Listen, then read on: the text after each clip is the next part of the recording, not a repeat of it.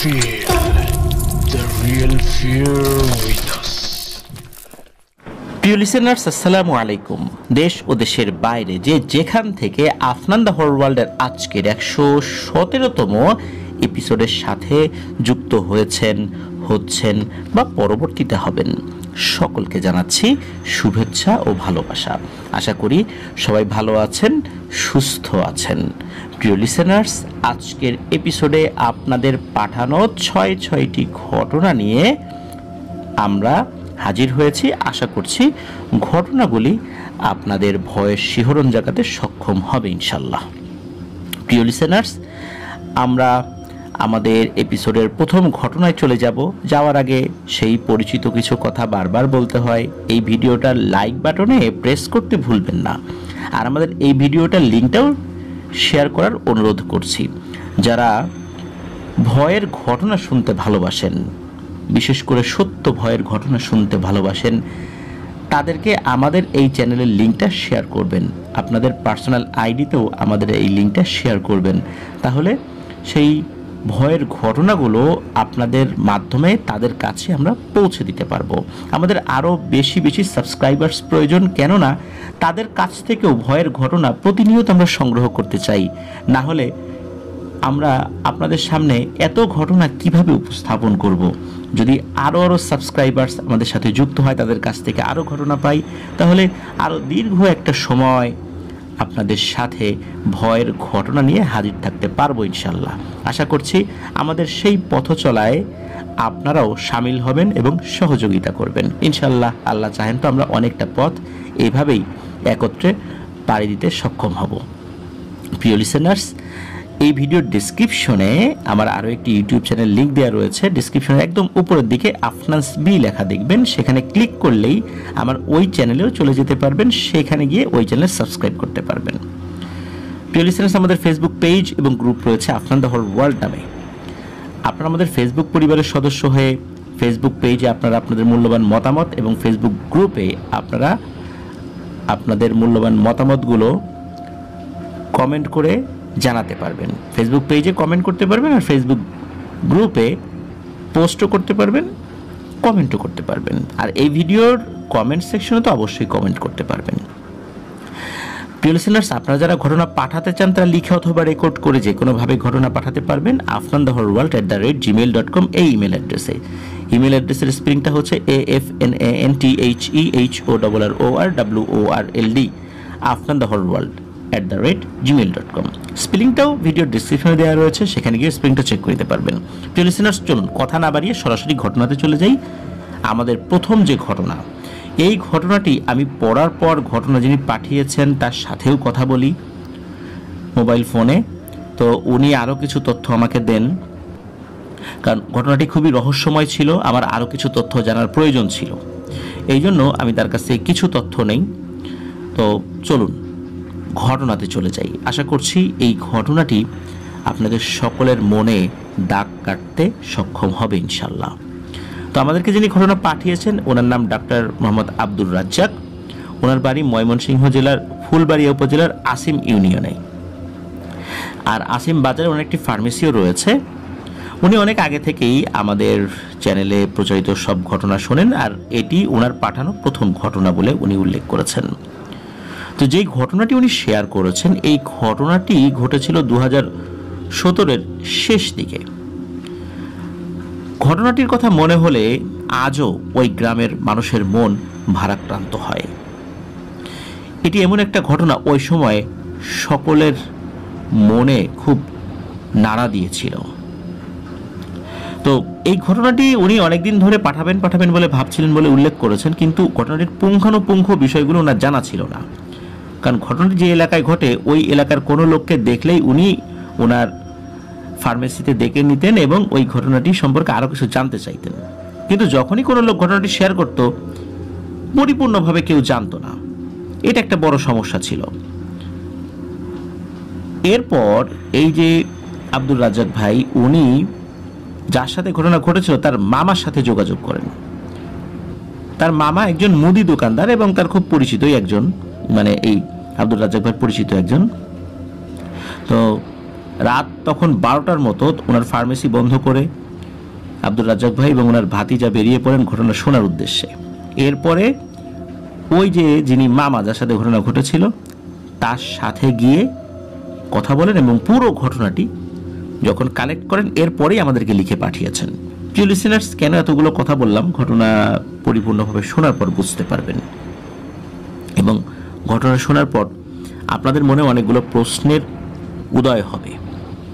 তো চলুন শুরু করি ঘটনার গভীরে যাওয়া। 2017 সালের একদম শেষ দিকে যার সাথে ঘটনাটি ঘটে তার নাম ইমন। ইমন তখন ক্লাস 10-এ পড়তো আর তার হাই স্কুলটাও ছিল বাড়ির পাশেই। যেদিন থেকে ঘটনা শুরু সেদিনও যথাসময়ে ইমন প্রতিদিনের মতো স্কুলে যায়, কিন্তু স্কুল ছুটি হবার পর সব ছাত্ররা বাড়ি চলে গেলেও ইমন আর বাড়িতে ফেরে না। ইমনের বাড়ি যাওয়ার দেরি দেখে বাড়ির সবাই ভাবে হয়তোবা ইমন স্কুল শেষে তার বন্ধুদের সাথে খেলাধুলা করছে।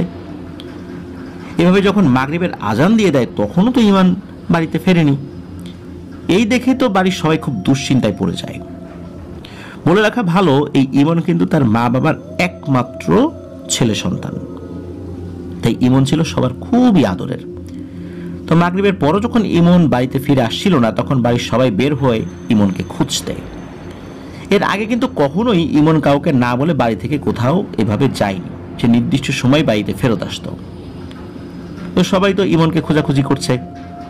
ইমনের যে বন্ধুগুলো ছিল সবাইকে ইমনের ব্যাপারে জিজ্ঞেস করেছিল তার পরিবারের সদস্যরা, কিন্তু ইমনের বন্ধুরা জানায় স্কুল শেষে ইমন নাকি বাড়িতেই চলে গেছে, এরপর নাকি আর কারোর সাথে দেখাও হয়নি। এমনকি স্কুল ছুটির পর বাড়ি থেকে খাওয়া দাওয়া করে অন্যান্য দিনের মতো যে খেলতে আসবে সে তাও আসেনি। তো এই কথা শোনার পর পরিবারের সদস্যরা চিন্তিত হয়ে পড়ে, আরো ভালো করে খুঁজতে থাকে। এদিকে এশার আজান দিয়ে দেয়, তখনও ইমন বাড়িতে যায় না। বাড়ির সবাই এবং এলাকার লোক মিলে খুঁজতে থাকে ইমনকে। খুঁজতে খুঁজতে বেজে যায় রাত প্রায় 11টা। তখন ইমনকে খুঁজে পাওয়া যায়। তো যখন খুঁজে পাওয়া যায় আর যখন সে হারিয়েছিল তখন কিন্তু তার সাথে কোনো মোবাইল ফোন ছিল না, যার ফলশ্রুতিতে ফোনে কল করে তাকে খুঁজে পাওয়া যায়নি। তো ইমনকে যখন খুঁজে পাওয়া যায় তখন দেখা যায় যে আসলে এই ইমন তার স্কুল থেকে একটু উত্তরের দিকে একটি জঙ্গলের ভেতর।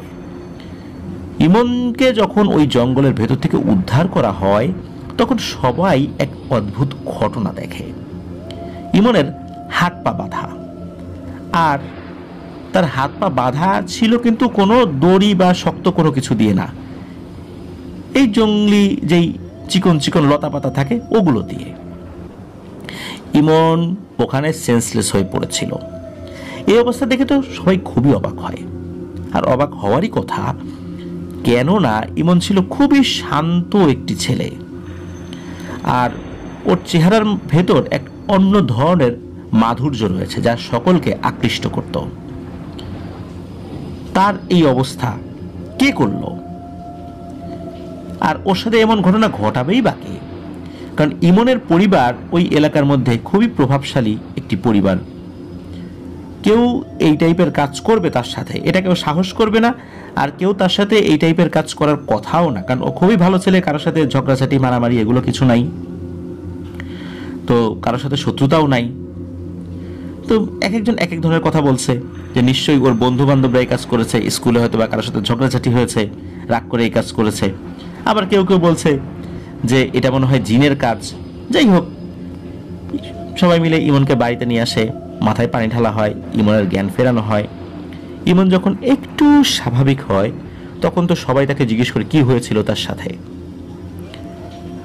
সকলকে চমকে দিয়ে ইমন এক অদ্ভুত তথ্য দেয়। ইমন বলে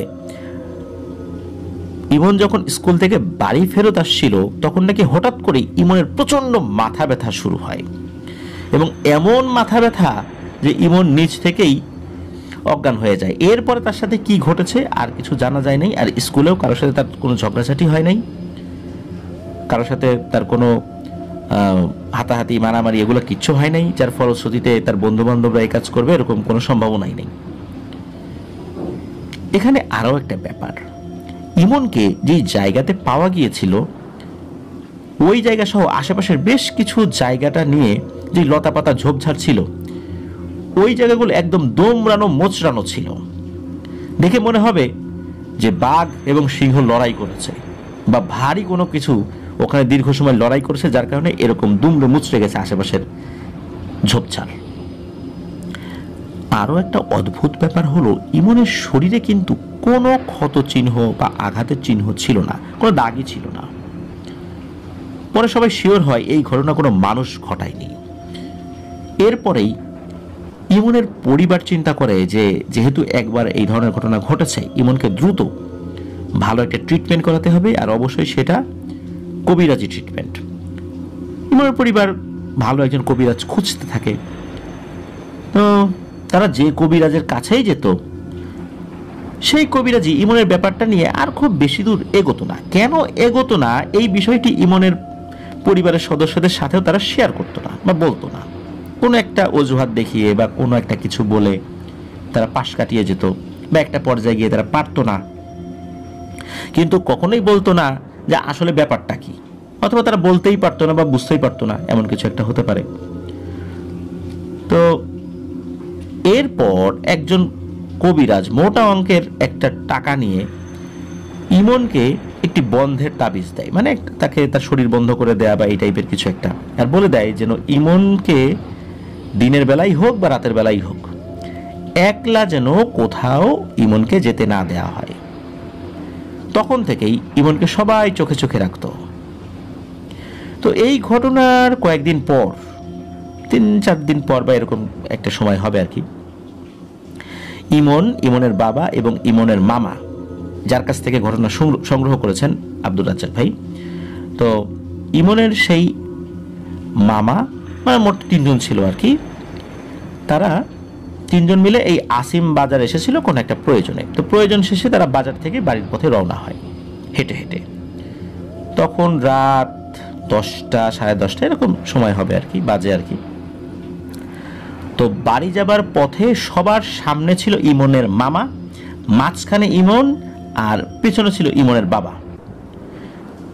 তারা 3 জন যখন রাস্তা দিয়ে বাড়ি ফিরছিল, হাঁটতে হাঁটতে যখন তারা বাড়ির কাছাকাছি চলে আসে, হঠাৎ করে ইমনের বাবা বলে ওঠে, এই ইমনের মামা, ইমন কই গেল?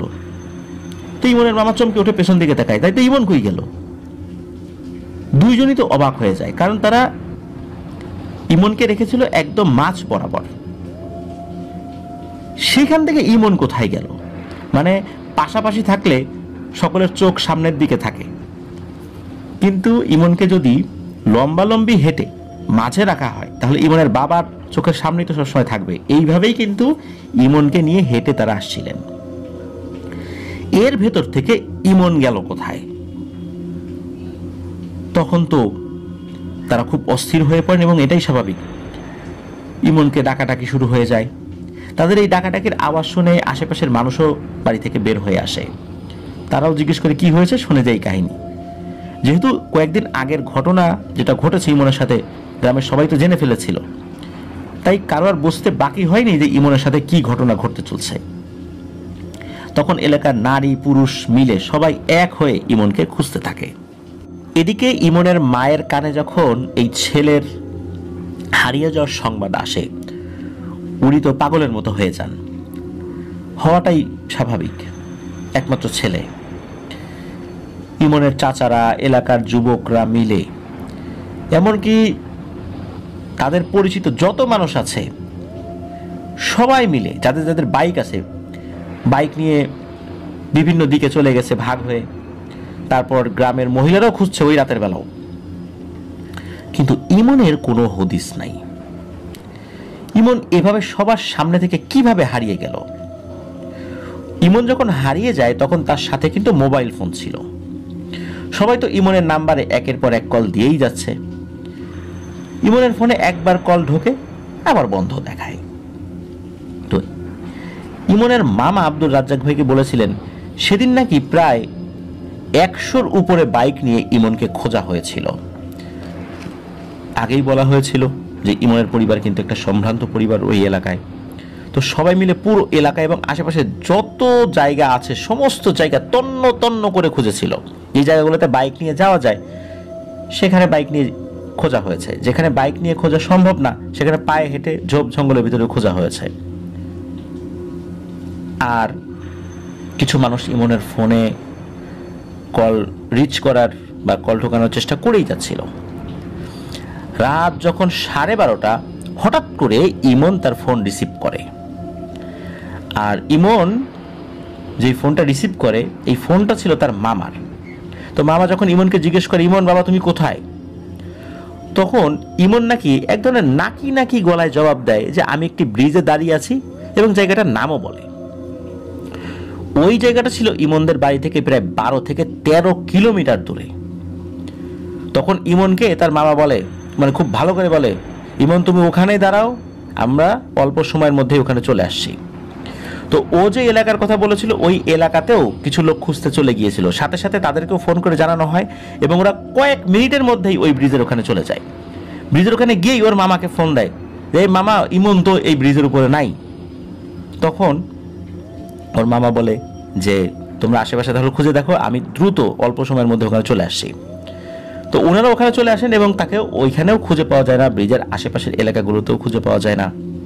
ওখানে তাকে না পেয়ে সবাই আরো দুশ্চিন্তায় পড়ে যায়। তারা আবার হন্যে হয়ে ইমনকে খুঁজতে থাকে, কিন্তু ইমনকে তারা আর খুঁজে পায় না। এদিকে আবার ইমনের মোবাইলে কিন্তু ফোন দেওয়ার ট্রাই চলছিল, ইমনের ফোন বন্ধ দেখাচ্ছে। ইমনকে তারা খুঁজতে থাকে। আর এদিকে সময় কিন্তু চলে যাচ্ছে তার আপন গতিতে। সময় যেতে যেতে রাত যখন 2টা, সোয়া 2টা বা 2:30 এরকম কাছাকাছি একটা সময় বাজে আর কি, তখন ইমনের মোবাইল ফোন আবার চালু হয় এবং কলও ঢোকে। তখন আবার ফোন রিসিভ করে ইমন। তো ওই সময়ে ইমনের গলাটা স্বাভাবিক বলে মনে হচ্ছিল, মানে ওই সময় নাকি নাকি একটা কণ্ঠে ইমনের কথা শোনা গিয়েছিল আগের বার তার মামা যখন ফোন রিসিভ করেছিলেন, কিন্তু এবার ইমনের কণ্ঠটা স্বাভাবিক। তো ফোন রিসিভ করার পর ইমনের কাছে জানতে চাওয়া হয় যে ইমন বাবা তুমি কোথায়, কিন্তু ইমন যে কোথায় এই জায়গার লোকেশনটা ইমন বলতে পারে না। তখন তাকে আবার প্রশ্ন করা হয় তোমার আশেপাশে কি কাউকে দেখা যায়? ইমন বলে যে না, দেখা যায় না। আবার ইমনকে প্রশ্ন করা হয় তোমার আশেপাশে কি কোনো বাড়িঘর আছে? ইমন বলে না, কোনো বাড়িঘর নাই, তবে আমি যেখানে আছি সেখানে একটি বাগানের মতো দেখা যাচ্ছে। আবার যখন ইমনের কাছে জানতে চাওয়া হয় তুমি কি কোনো আলো দেখতে পাচ্ছ, তখন ইমন উত্তর দেয় হ্যাঁ, অনেক দূর একটি আলো দেখা যাচ্ছে। তখন ইমনকে বলা হয় তুমি অতি তাড়াতাড়ি সেই আলোর কাছে যাও, আর তুমি ফোন কাটবা না, ফোন কানে নিয়ে থাকো।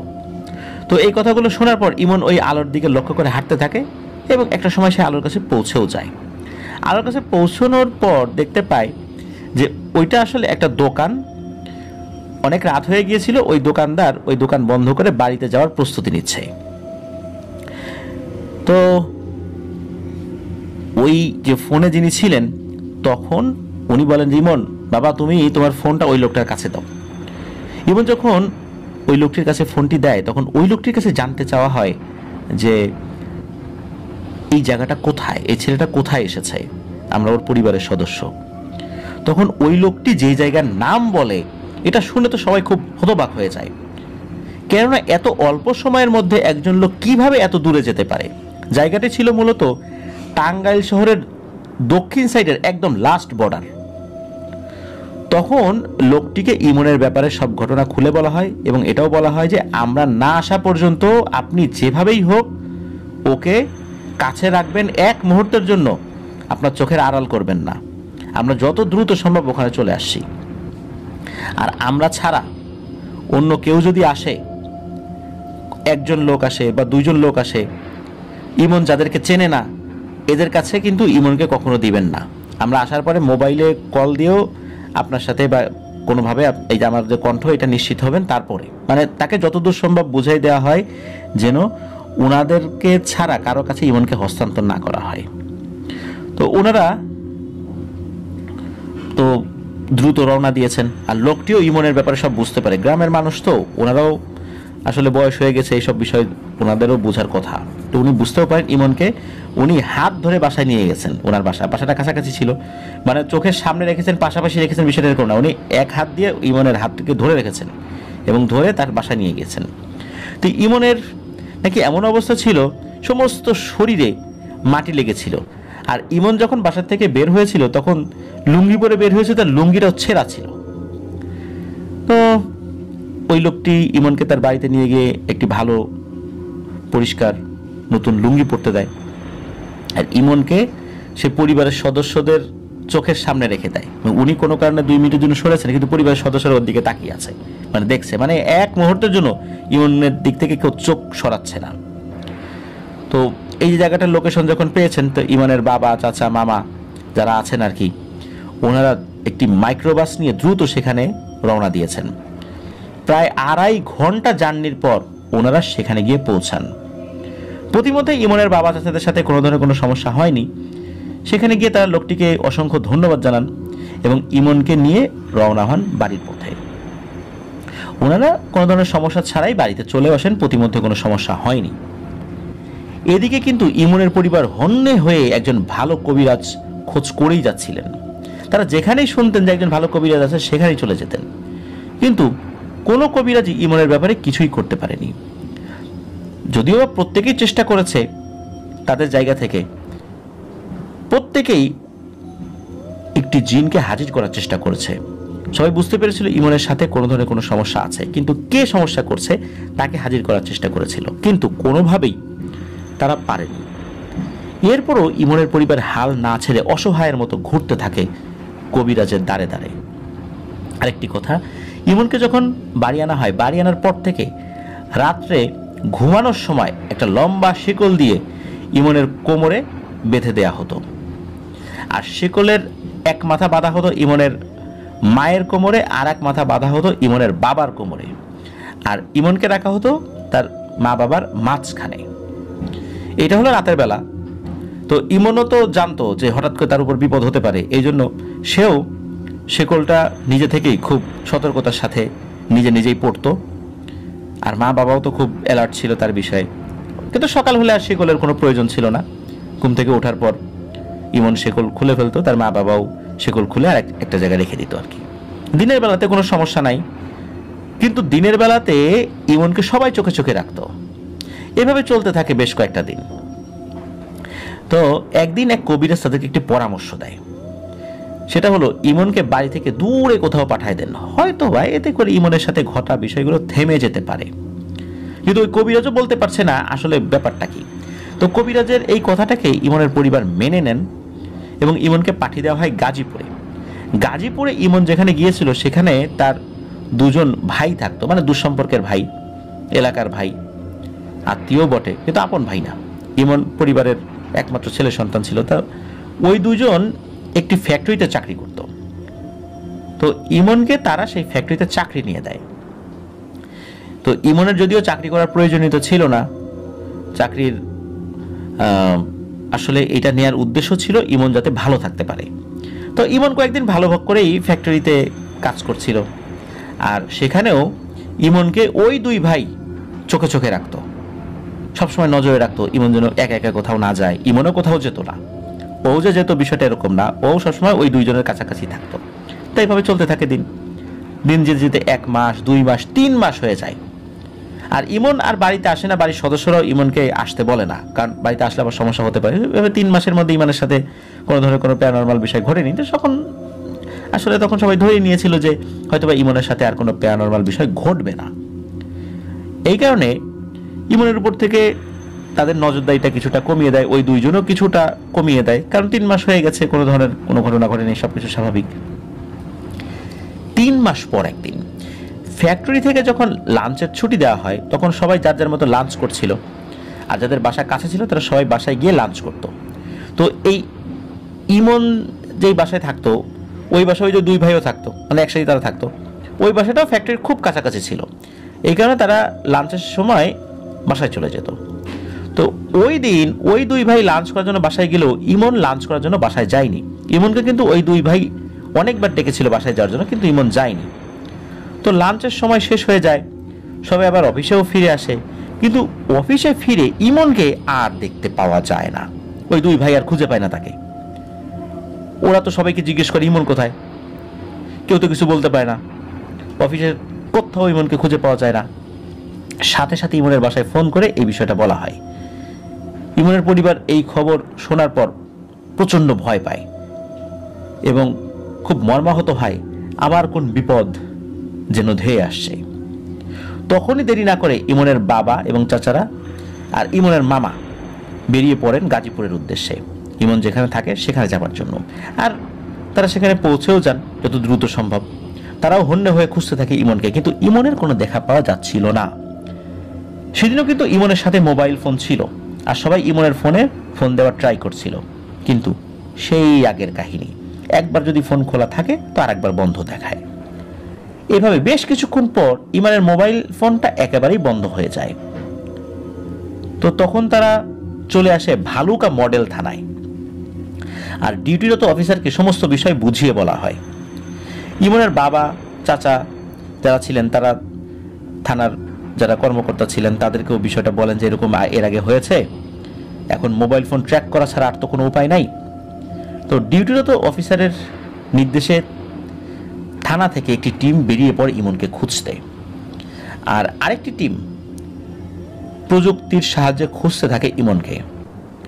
তারা একটা পর্যায়ে ইমনের মোবাইল ফোন অল্প সময়ের জন্য খোলা দেখতে পায়, আর তখনই ইমনের মোবাইল ফোনকে তারা ট্রেস করে এবং লোকেশনও পেয়ে যায়। ইমনের লোকেশন যেখানে দেখাচ্ছিল সেই জায়গাটার নাম ছিল আশুলিয়া। তখন ইমনের পরিবারের লোকজন এবং পুলিশ রওনা দেয় আশুলিয়াতে। এখানে কিছু কথা বলে রাখা ভালো, ইমনের লোকেশনটা নাকি যেখানে দেখাচ্ছিল, তো পুলিশ সদস্যরা ওই লোকেশন দেখে বলে যে ওই জায়গাটা এমন যে মনে হচ্ছে নদীর মাঝখানে কোনো চর আছে, চরের চতুর্পাশে যেরকম পানি থাকে ওই রকম একটা জায়গা, আর ওই জায়গাটাই মনে হচ্ছে বেশ ঝোপ জঙ্গল রয়েছে এবং ওখানে একটা গ্রেভিয়ার্ড বা কবরস্থানও রয়েছে, গাছগাছালির বাগান রয়েছে, বেশ একটা জঙ্গল জঙ্গল পরিবেশ। এরকমটা পুলিশরা বলেছিল যে এরকম একটা লোকেশন দেখা যাচ্ছে আশুলিয়াতে। কিন্তু আশুলিয়াতে ওই জায়গায় আসলে তারা কিভাবে যাবেন, তো তারা তো ওই অনুযায়ী তাদের যেই মেকানিজম আছে সেই অনুযায়ী তারা সেখানে যাওয়ার ট্রাই করছিলেন। তো ওনারা ওখানে আসেন এবং সত্যি ওই লোকেশন অনুযায়ী একটা জঙ্গল পাওয়াও যায়। ওইখানে তারা যান আর ইমনকে খুঁজতে থাকেন। অনেক রাত হয়ে গেছে তখন। এভাবে খুঁজতে খুঁজতে এক পর্যায়ে ইমনকে তারা পেয়ে যান জঙ্গলের মাঝে একটি গাছের নিচে অজ্ঞান অবস্থায়। সেদিনও নাকি ইমনের হাত পা বাঁধা ছিল জঙ্গলের লতাপাতা দিয়ে, আর ইমন যেখানে পড়েছিল তার চারপাশে জঙ্গল ছিল দুমড়ানো মুচড়ানো। সেই জায়গা দেখে মনে হচ্ছিল এখানে যেন কয়েকটি পশু মিলে অনেক ধস্তাধস্তি দৌড়ঝাঁপ মারামারি করেছে, এরকম কিছু আর কি। তো ইমনকে ওখান থেকে উদ্ধার করে বাড়িতে নিয়ে আসা হয়। বাড়িতে নিয়ে আসার বেশ ঘন্টাখানেক পর ইমনের জ্ঞান ফেরত আসে। এভাবে কিছুক্ষণ পর ইমন যখন একটু স্বাভাবিক হয় তখন তাকে প্রশ্ন করা হয় ওখানে কিভাবে গিয়েছিল। সেদিন মূলত ইমন কিছু ভয়ানক কথা বলে, যে কথাগুলো শুনে ইমনের পরিবারের মানুষগুলো আরো বেশি ভয় পেয়ে যায়। ইমন বলে অফিসে লাঞ্চের ছুটি দেওয়ার পর সবাই যখন লাঞ্চ করতে চলে যায় তখন উনি একটা রুমে বসেন। ওই দিন নাকি তার খুব মাথা ব্যথা করছিল, এই কারণে ওই যে যেই দুই ভাই এসে ডাকাডাকি করছিল এই জন্য উনি যান নাই। মাথা ব্যথার কারণে হাঁটলেই প্রচন্ড মাথা ব্যথা হচ্ছিল, এই জন্য সে অফিসেই বসেছিল। হঠাৎ করে ইমনের মাথা ব্যথার এই যন্ত্রণা তীব্র আকার ধারণ করে। এরপরে তার আর কিছু মনে নাই। হঠাৎ করে তার জ্ঞান ফেরত আসে। সে দেখে যে তার হাত পা মুখ সবকিছু বাঁধা, আর সে যে কোথায় আছে সেই জায়গাটাও সে চিনতে পারে না। তবে তার কানে কিছু আওয়াজ ভেসে আসে। তার কাছে মনে হচ্ছিল সেখানে খুব মারপিট হচ্ছে, ধস্তাধস্তি হচ্ছে, আর খুব ভয়ঙ্কর কণ্ঠে একজন বলছে, আমি ওকে মারবই, তোরা এখান থেকে চলে যা। আর ওখানে আরো কয়েকজন ছিল, তারা বলছে, না আমরা ওকে কিছু করতে দেব না, ও তোর কি ক্ষতি করেছে, তুই এখান থেকে চলে যা। তখন আর একজন ভয়ঙ্কর কণ্ঠে বলে ওঠে, আমি ওকে তো মারবই, সাথে তোদেরও মারবো, আর তোরা আমার শক্তির সামনে কিছুই না, এটা তোরা ভালো করে জানিস। আর তোরা কতক্ষণ পাহাড় দিয়ে রাখবি ওকে, আজ না হয় কাল আমি তোকে ধরবো আর ওকে মেরেও ফেলবো।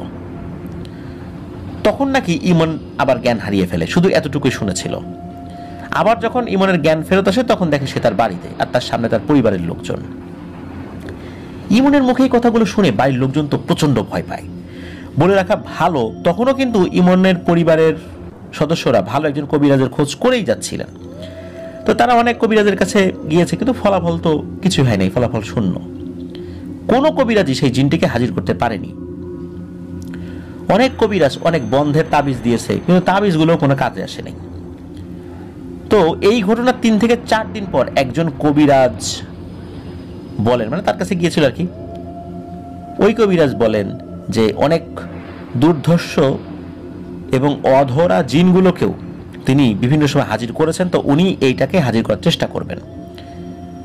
এবং উনি বলেন যে আজ রাত্রে আপনাদের বাড়িতে আমি যাব, আমি চেষ্টা করব আমার জায়গা থেকে, আপনার বাড়িতে যান এবং কিছু জিনিস জোগাড় করে রাখেন। এখন জিনিসগুলো কি ছিল সেই জিনিসগুলো আসলে ওই ইমনের মামা আব্দুর রাজ্জাক ভাইকে ওইভাবে খুলে বলেন নাই। তো যাই হোক, তো কবিরাজের কথা অনুযায়ী রাত্রেবেলা ওই সব কিছু অ্যারেঞ্জ করা হয়, কবিরাজও ইমনদের বাসায় আসে এবং ওই জিনটিকে হাজির করার প্রক্রিয়া শুরু করেন। যেমন কবিরাজ মাটিতে 2টি বৃত্ত আঁকে, একটি বৃত্ততে কবিরাজ বসে, আরেকটি বৃত্ততে ইমনকে বসানো হয়। এই টাইপের কাজ কিন্তু আগেও করা হয়েছে, কিন্তু ফলাফল হয়নি। তো কবিরাজ আগের মতোই উনি কাজ করছিলেন। কবিরাজের হাতে একটি কোরআন শরীফ ছিল, উনি সেখান থেকে তেলাওয়াত করছিলেন, আর ওই জিনটিকে হাজির করার জন্য উনি আমল করা শুরু করেন। কিন্তু জিনটি কোনোভাবেই হাজির হচ্ছিল না। কবিরাজ তো দোয়া কালাম পড়েই যাচ্ছে, এভাবে চলতে থাকে বেশ কয়েক ঘন্টা, কিন্তু জিনটিকে হাজির করা যাচ্ছিল না। প্রায় 6 থেকে 7 ঘন্টা আমল করার পর কবিরাজ যখন হাল ছেড়ে দিবে ভাব, তখনই প্রথমবারের মতো ওই জিনটি হাজির হয়। জিনটি একদম স্বাভাবিকভাবেই ইমনের শরীরে প্রবেশ করে। কবিরাজ তখন জিজ্ঞেস করে যে তুমি কে, কিন্তু জিনটি কোনো উত্তর দেয় না। কবিরাজ যদি 10টি প্রশ্ন করে, জিন একটি প্রশ্নের উত্তর দেয়, আর জিনের উত্তর ছিল খুবই অদ্ভুত, এমন নাকি শব্দ যে সেই শব্দগুলো বুঝাই যায় না, ও আসলে কি বলছে না বলছে বুঝাই যায় না, কেউ বুঝতে পারে না, কবিরাজও বুঝতে পারছে না, আশেপাশে যারা ছিল তারাও বুঝতে পারছে না। এভাবে অনেকক্ষণ জিনটিকে আটকে রাখার পর জিনটির 2টি ভাষা সবাই স্পষ্টভাবে বুঝতে পারে। জিনটি বলে ওঠে চলে যাব, বান কাট। এই শব্দগুলো সবাই বুঝতে পেরেছিল। জিনের মুখে এই কথাগুলো শুনে সবাই ভেবে নিয়েছিল সে হয়তো বা চলে যাবে আর কখনো আসবে না, কিন্তু আসলেই কি তাই? জিনটি বলেছিল চলে যাব, বান কাট। এটার মানে হচ্ছে জিনটি নিজের ইচ্ছায় সেই বৃত্ততে ঢুকতে পারলেও নিজ ইচ্ছায় বের হতে পারবে না। সেই বৃত্ত থেকে বের হতে গেলে অবশ্যই কবিরাজের অনুমতি লাগবে। তাই জিনটি বৃত্ত থেকে বের হওয়ার জন্য বলছিল চলে যাব, বান কাট। বান কাট মানে দাগ কেটে দেওয়ার জন্য, কারণ চতুর্দিকে যে বৃত্তটি করা হয়েছিল কবিরাজকে ওই বৃত্তের একটি জায়গায় কেটে দিতে হবে। জিনের কথার জটিলতা এবং ওর কথার প্যাঁচ কিন্তু বুঝতে পারে নাই কবিরাজ। এই জন্য সে ভুল করে ওই বৃত্তের বা ওই বানটা কেটে দেয়। জিনটা চলেও যায় স্বাভাবিকভাবেই, কোনো সমস্যা নাই। জিন আসার সময় যে চারদিকে অনেক বাতাস এরকম কিছু হয়, একদম স্বাভাবিক, এরকম কিচ্ছু নাই। যেভাবে সে নিঃশব্দে এসেছিল নিঃশব্দেই চলে যায়। জিনটি ইমনের শরীর ত্যাগ করার পর ইমন জ্ঞান হারায়। পরবর্তীতে ইমনকে কবিরাজ পানি পড়া দিয়ে জ্ঞান ফেরত আনান আল্লাহর রহমতে। তো জিনটি সেদিন চলে যাওয়ার পর থেকে ইমন একদম স্বাভাবিকভাবে জীবনযাপন করছিল। দিন যেতে যেতে প্রায় মাসখানেক হয়ে যায়। এই 1 মাসের মধ্যে ইমনের সাথে আর কোনো কিছুই ঘটেনি। আর ইমন কিন্তু ওই গাজীপুরেও আর ওইখানে ফেরত যায়নি, সে বাড়িতেই ছিল। সবাই ভেবে নিয়েছিল হয়তোবা সমস্যা শেষ হয়ে গেছে, ওই জিনটি চলে গেছে, যেহেতু বলেছিল চলে যাব, বান কাট। আর ওই জিনটি নাকি বিভিন্ন শব্দ করেছিল, সে বুঝতে পারে না আসলে সে কি বলছে। তাই সবার মনোযোগ ইমনের উপর থেকে কিছুটা আসলে কমেই যায়, কারণ কোনো সমস্যা তো হচ্ছিল না। হয়তো আবার সমস্যা শেষ হয়ে গেছে, সবাই বুঝতে পেরেছে, কারণ প্রথমবারের মতো সে হাজির হয়েছে, যেহেতু আগে হাজির করা যায় নাই, কেউ হাজির করতে পারে নাই, তাই হয়তো বা সে চলে গেছে। একদিন দিনের বেলা ইমন ও ইমনের বাবা বাড়ি থেকে একটু দূরে যায় তাদের জমির ফসলগুলো ঠিকঠাক আছে কিনা দেখতে। সাথে গরুও নিয়ে গিয়েছিল ঘাস খাওয়ানোর জন্য। তো যখন দুপুর হয় তখন ইমনের বাবা ইমনকে বাড়ি পাঠান গোসল ও দুপুরের খাবার খাওয়ার জন্য। তো ইমন তার বাবার কাছ থেকে বাড়িতে চলে আসে। ইমন বাড়িতে এসে গোসল করে ভাত খেয়ে নেয়। তো ইমন আবার বাড়ির পাশে একটি মসজিদে হুজুরের কাছে কোরআন শরীফ পড়তো আসরের পর। তো ইমন কোরআন শরীফ নিয়ে চলে আসে মসজিদে আসরের নামাজ পড়ে হুজুরের কাছে কোরআন শরীফ পড়ে এবং সেদিনকার মতো বিদায় নেয়। কিন্তু ইমন বাড়িতে আর ফেরত যায় না। তখন বাড়ির মানুষগুলো ভাবছে হয়তো বা মাগরিবের নামাজের পর একবারই বাড়িতে আসবে, তাই তারা মাগরিবের আগেই ইমনের খোঁজ খবর নেয়নি। এদিকে মাগরিবের আজান দিয়ে দেয়, আর ততক্ষণে ইমনের বাবা মাঠ থেকে চলে আসছিল গরু নিয়ে। তখন মাগরিবের নামাজ পড়ার জন্য ইমনের বাবা মসজিদে আসে, কিন্তু মসজিদে এসে দেখে ইমন নাই। তখন হুজুরকে জিজ্ঞেস করা হয়, হুজুর তো বলে ও তো আসরের পরে আমার কাছে কোরআন শরীফ পড়ে চলে গেছে। তখন আবার সকলের চিন্তা শুরু হয়ে যায় আবার ইমনকে খোঁজা। রাস্তায় তারা যাকেই দেখেছিল তাকে জিজ্ঞেস করছে ইমনকে দেখেছে কিনা। তখন অনেকেই বলে ইমনকে তো আমরা মাগরিবের আগে এদিকে হেঁটে যেতে দেখেছি। ইমন মূলত হেঁটে গিয়েছিল ওদের বাড়ির উত্তর দিকের রাস্তা দিয়ে। তখন ইমনের বাবা চাচারা সেই রাস্তা দিয়ে যেতে থাকে এবং মানুষকে জিজ্ঞেস করে তারা ইমনকে দেখেছে কিনা। তখন সবাই শুধু একটি উত্তর দেয় যে হ্যাঁ, আসরের আগে ইমনকে দেখেছে এদিকে হেঁটে যেতে। তো তারা ইমনকে খুঁজতে খুঁজতে তাদের পার্শ্ববর্তী এলাকায় একটি মোড় আছে, সেখানে কিছু দোকানপাট আছে, সেখানে চলে আসে। সেখানে যখন ইমনের ব্যাপারে জিজ্ঞেস করা হয় তখন তারা বলে এই তো 10 মিনিট আগে ইমন এখানে বসেছিল। পরে যখন জিজ্ঞেস করা হয় এখান থেকে কোন দিকে গেছে, তখন একজন ভ্যানওয়ালা বলে ইমনকে দেখলাম এখান থেকে উঠে ও পূর্ব দিকে হেঁটে চলে গেল, এরপর তার কিছু জানি না। তো বলে রাখা ভালো, পূর্ব দিকে কিছু দূর হেঁটে গেলেই ছিল একটি বিল, আর ওদিকে মানুষের ঘর বাড়ি ছিল না বললেই চলে। আর ভ্যানওয়ালা নাকি ইমনকে পিছন থেকে ডাকছিল আর বলছিল ওদিকে না যেতে, কিন্তু ইমন শোনেনি। তো ইমনের ওদিকে যাবার কথা শুনে তারা তো খুব ভয় পেয়ে যায়, আর তারা ওদিকে দৌড় শুরু করে ইমনকে খোঁজার জন্য। কিন্তু তারা ইমনকে কোথাও দেখতে পাচ্ছিল না। এতক্ষণে কিন্তু ইমনের আবার হারিয়ে যাওয়ার ব্যাপারটি পুরো এলাকায় ছড়িয়ে পড়েছে, আর এলাকার মানুষও যে যার মতো করে খুঁজতে থাকে ইমনকে, কিন্তু ইমনের কোনো দেখা নাই। সেদিন আবার ইমনের সাথে মোবাইল ফোন ছিল না। তো এইভাবে তাকে খোঁজা হচ্ছে, সারা রাত খোঁজা হয় ইমনকে, কিন্তু কোথাও পাওয়া যায় না। মোবাইল ফোন তো যেহেতু ছিল না, আগের মতো তাকে ট্রেস করা পসিবল হয়নি। তখন সবার মনে একটি ভয় ঢুকে যায়। পরের দিন দিনের বেলা ইমনকে তন্ন তন্ন করে খোঁজা হয়, কিন্তু ইমনের কোনো দেখা নেই। এদিকে ইমনের মায়ের অবস্থা তো খুবই খারাপ, তার একমাত্র ছেলে। বেলা গড়িয়ে দুপুর হয়েছে, পরের দিনের কথা বলছি। একজন মহিলা গরুর জন্য ঘাস কাটছিল। তখন সে খেয়াল করে তার থেকে একটু দূরে গাছ থেকে কি যেন ঠাস করে নিচে পড়ল। কি পড়েছে এটি দেখার জন্য মহিলাটি এগিয়ে যায়, আর সেখানে গিয়ে দেখে এক ভয়াবহ ঘটনা। ওখানে যে জিনিসটা সে দেখতে পায় সেটি হচ্ছে ইমনের লাশ। মূলত একটি বট গাছের উপর থেকে ওটা পড়েছে, আর বট গাছ থেকে অদূরে ওই মহিলাটি গরুর জন্য ঘাস কাটছিল।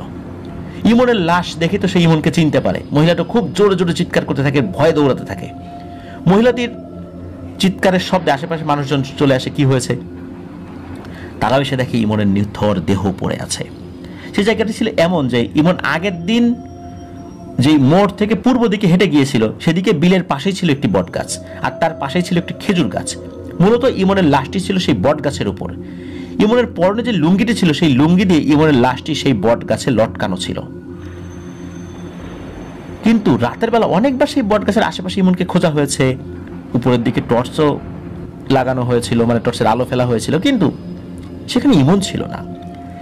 এই খবর যখন ইমনের মা শোনে তখন এক চিৎকার দিয়ে অজ্ঞান হয়ে যায়। আর ইমনের লাশ পাওয়া গিয়েছে এই খবর শুনে চারপাশ থেকে মানুষ ছুটে যায় ইমনকে দেখতে। ইমনের বাড়ির মানুষগুলোও যায়। ইমনের লাশটি বাড়িতে আনা হয়, চারদিকে কান্নার রোল পড়ে যায়। ইমনের বাবা মার অবস্থা যে কি হতে পারে এটা তো বুঝতেই পারছেন প্রিয় লিসেনার্স, একমাত্র ছেলে বলে কথা। ইমনের বাবা কান্না করে আর শুধু বলতে থাকে, কেন আমার বাবাটাকে আমি একাই বাড়িতে পাঠাইলাম, আমি যদি একা বাড়িতে না পাঠাতাম তাহলে তো এই ঘটনা ঘটতো না। এক হৃদয় বিদারক দৃশ্য, যার বর্ণনা হয়তোবা কোনোভাবেই বলে বোঝানো যাবে না। আমাদের আব্দুর রাজ্জাক ভাই উনি নিজেও ইমনের লাশটি দেখতে গিয়েছিলেন। উনি বলেন যে এত নিষ্ঠুরতার সাথে ইমনকে হত্যা করা হয়েছিল যেটা আসলে কোনো মানুষের পক্ষে দেখা অত্যন্ত কঠিন। ইমনের ঘাটটি ছিল মটকানো, নাক মুখ দিয়ে রক্ত বের হয়ে রক্তগুলো শুকিয়ে জমাট বেঁধে গিয়েছিল, তার মানে অনেকক্ষণ আগেই তাকে হত্যা করা হয়েছে। তার চোখে ছিল এক ভয়ঙ্কর চাহনি, এক আতঙ্ক। মনে হচ্ছিল যেন ইমনের মুখে কোনো কিছু ভারী কোনো কিছু দিয়ে আঘাত করা হয়েছিল, মুখের একটা অংশ থেতলে গিয়েছিল। ধারণা করা হয় ইমনকে হয়তোবা হত্যা করার সময় সেখানে লোকজন চলে এসেছিল, আর তখন ওই পিশাচ জিনটি ইমনের মুখ চেপে ধরেছিল, এবং সেটার স্পষ্ট প্রমাণও ছিল। ইমনের হাতগুলো ছিল এমন যে যেন লোহা গরম করে ইমনের হাতে ধরা হয়েছিল। আর 3টা আঙ্গুলের স্পষ্ট ছাপ ছিল, মনে হচ্ছে যেই জিনিসটা ইমনের শরীরে চাপ দিয়ে ধরেছে সেটা 3টি আঙ্গুল, এবং সেগুলো মনে হচ্ছে লোহার এবং গরম, যার ফলশ্রুতিতে ইমনের শরীরের উপরে সেগুলো দাগ বসে গিয়েছিল। ইমনের বুকের হাড়গুলো ভাঙা ছিল, যা দেখেই বোঝা যাচ্ছে যে এটি কোনো মানুষের পক্ষে করা সম্ভব নয়, কারণ মানুষ এত নিষ্ঠুরভাবে কাউকে মারতে পারে কি? আর মানুষ যদি এর থেকেও নিষ্ঠুরভাবে কাউকে হত্যাও করে, কিন্তু কারো আঙ্গুল কি 3টা হবে? আব্দুর রাজ্জাক ভাই কিন্তু নিজেই ইমনের এই লাশটি দেখেছিলেন। ইমনের মামার মুখে এই ঘটনাটি পুরোপুরি শোনার পর তার মামাকে জিজ্ঞেস করেছিলেন যে মৃত্যুর পর কি আর কোনো কবিরাজের কাছে যাওয়া হয়েছিল কিনা। তখন তার মামা বলেছিলেন যে আসলে জীবিত অবস্থাতেই কিছু করতে পারলাম না, এখন ইমন বেঁচে নেই, এখন আর কবিরাজের কাছে গিয়ে কি হবে। একথা বলার সময় ইমনের মামার চোখ দিয়ে অঝোর ধারায় পানি পড়ছিল। তাদেরকে সান্ত্বনা দেওয়ার আসলে কোনো ভাষা জানা ছিল না কারোরই। আসলে কি দোষ ছিল ইমনের, কি করেছিল সে, কেনই বা এত কষ্ট দিয়ে তাকে হত্যা করা হলো, সেগুলো আজও অজানা। আজও এই বিষয়টি রহস্যই থেকে যাবে। মা বাবার একমাত্র সন্তান, একটা সন্তানকে বড় করতে কি পরিমাণ কষ্ট হয় তা মা বাবাই জানে। অনেক কষ্ট করার পরও শেষ পর্যন্ত ইমনকে আল্লাহর ডাকে সাড়া দিয়ে চলে যেতে হবে। এটা একটা সুস্পষ্ট হত্যাকাণ্ড, কিন্তু তারপরেও আমরা বলবো যে রাসূল সাল্লাল্লাহু আলাইহি ওয়াসাল্লাম বলেছেন, কিয়ামতের আগে খুনি জানবে না কেন সে কাউকে হত্যা করছে, আবার যিনি নিহত হচ্ছেন উনি জানবেন না কি অপরাধে তাকে হত্যা করছে। ইমনের কি অপরাধ ছিল আজও অজানা। আমি যখন আব্দুর রাজ্জাক ভাইয়ের সাথে কথা বলি তখন উনি বলেছিলেন যে কেউ কেউ বলেন যে ওইটা নাকি বোবা টাইপের জিন ছিল, কিন্তু আমি যতটুকু বুঝতে পেরেছি, আমার ধারণা, আমি যতটুকু ধারণা এ যাবৎকাল পর্যন্ত আমার অর্জিত হয়েছে, সেই আলোকে বলতে পারি যে ইমন যেভাবে মারা গিয়েছে, যদি কোনো পরী তাকে ধরতো তাকে, তাহলে বিষয়টা ভিন্ন রকম হতো, তাকে ওইভাবে হত্যা করতো না। যদি কারো উপর ভয়ঙ্কর ব্ল্যাক ম্যাজিক করা হয়, কোনো পিশাচ জিনকে চালান করে দেয়া হয়, তখন ওই পিশাচ জিনটার দায়িত্ব হয়ে পড়ে ওই ব্যক্তিকে হত্যা করার, তা না হলে যার হয়ে সে কাজ করছে সে তাকে হত্যা করবে। এই বিষয়টি একদমই জানা যায় নাই যে ইমনের উপর কোনো ব্ল্যাক ম্যাজিক করা হয়েছিল কিনা, কারণ অনেক চেষ্টা করার পরেও জিনকে হাজির করা গিয়েছিল একবার, তাও সেটা ব্যর্থ হয়েছিল। আর এর আগেও চেষ্টা করা হয়েছিল, কাজ হয় নাই। অনেক তদবির করা হয়েছিল, ইমনের উপর ব্ল্যাক ম্যাজিক করা হয়েছিল কিনা সেই বিষয়ের কোনো আলামত পাওয়া যায়নি। তাই এই বিষয়টি একদম রহস্য হয়েই রয়ে গেল। আর এই রহস্যটাই রাসূল সাল্লাল্লাহু আলাইহি সাল্লামের শেষ জামানার একটি হাদিসকেই মনে করিয়ে দেয়, যেটি আমি ইতোমধ্যে আপনাদেরকে বলেছি। আল্লাহ তাআলা ইমনকে শাহাদাতের মর্যাদা দান করুক। প্রিয় লিসেনার্স, আব্দুর রাজ্জাক ভাই উনি ওলাবুড়ি সংক্রান্ত দারুণ একটি ঘটনার কিছু অংশ বিশেষ আমাকে বলেন। আমি যখন ওনার সাথে ফোনে কথা বলি, শুনে আমার আগ্রহ বেড়ে যায়। আমি বলেছি আপনি দ্রুত ঘটনাটি পাঠিয়ে দেন। তো উনি দ্রুত ঘটনাটি ইমেল করবেন, ওই ঘটনাটি ইনশাল্লাহ আপনাদের সামনে খুব দ্রুতই নিয়ে আসবো। ধন্যবাদ জানাচ্ছি আব্দুর রাজ্জাক ভাইকে। ইমনের পরিবারের কেউ হয়তোবা এই ঘটনা শুনছেন, কি বলে সান্ত্বনা দিব সেই ভাষা আমাদের জানা নাই। আফনান দ্য ওয়ার্ল্ড পরিবারের পক্ষ থেকে আপনাদেরকে সমবেদনা জানাচ্ছি, ইমনের জন্য দোয়া করছি, আপনাদের জন্য দোয়া করি। আল্লাহ তাআলা আপনাদেরকে ধৈর্য ধারণ করার তৌফিক দান করুন। নিশ্চয়ই আল্লাহ তাআলা আপনাদের এই শোকের বিনিময়ে পরকালে উত্তম কিছু দেবেন। প্রিয় লিসেনার্স, চলে যাব আমাদের এবারের এপিসোডের পরবর্তী আরও একটি নতুন ঘটনায়। প্রিয় লিসেনার্স, আসসালামু আলাইকুম।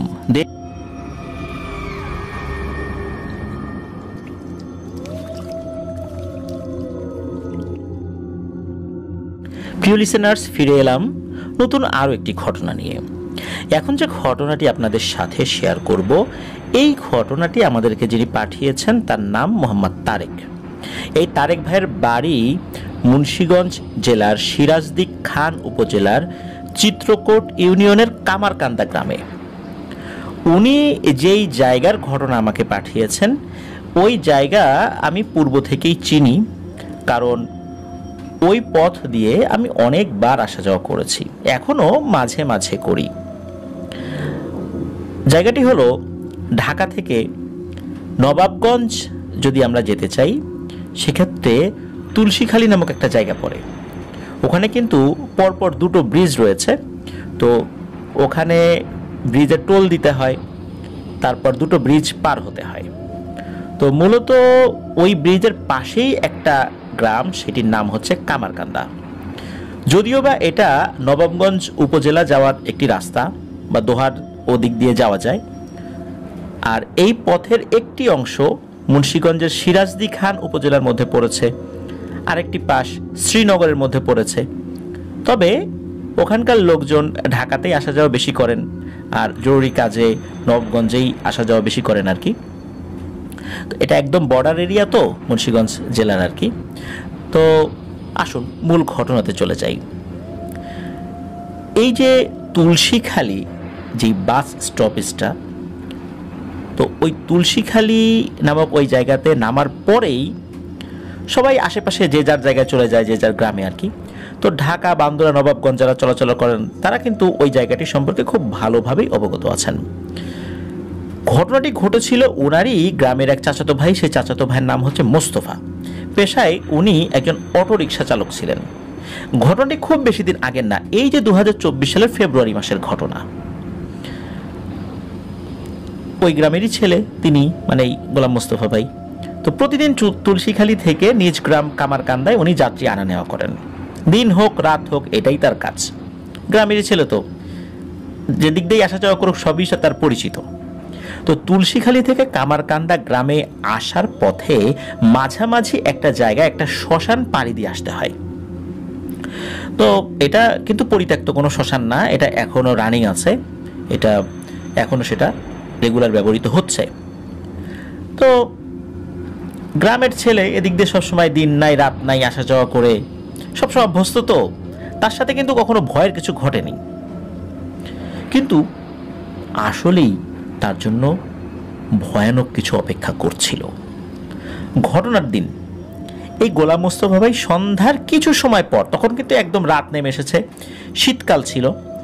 শীতকালে তো তাড়াতাড়ি মাগরিবের আজান দিয়ে দেয়। তো সন্ধ্যা 6টার পর চারদিকে কিন্তু একদম অন্ধকার। তো উনি কি করেছেন, কিছু খাবার মানে ওনার বাসায় বাচ্চাদেরকে দেওয়ার জন্য উনি গিয়েছেন আর কি। কারণ উনি তো বাসার সামনে দিয়ে সবসময় আসা যাওয়া করেন ওনার অটোরিকশা নিয়ে।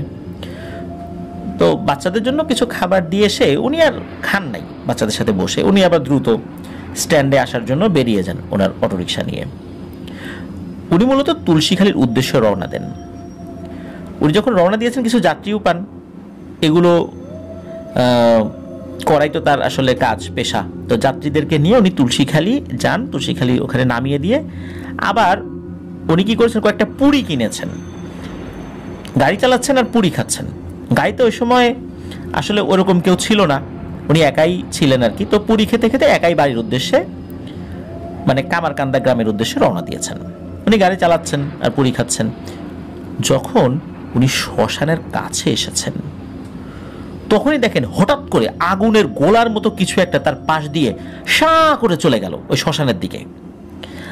আর তার অটোরিকশার লাইট এবং গাড়ির পুরো পাওয়ার সাপ্লাই বন্ধ হয়ে গেল। হঠাৎ করে এক ঝটকায় মনে হলো তার গাড়ির সব কিছু বন্ধ হয়ে গেল।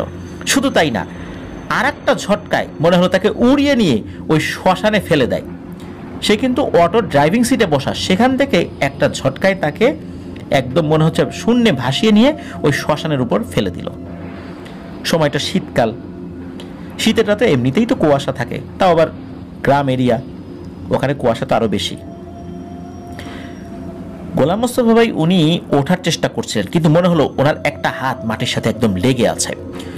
যখনই ওই হাতের দিকে তাকিয়েছেন, তখন উনি খেয়াল করলেন গাছের গুড়ির মতো মোটা একটা ছায়া ওই জিনিসটা তার হাতের উপরে চাপ দিয়ে ধরে রেখেছে। মনে হচ্ছে ওই জিনিসটার পা দিয়ে তার হাতের উপর চাপ দিয়ে রেখেছে, আর ওই জিনিসটা কিছু বলার চেষ্টা করছে।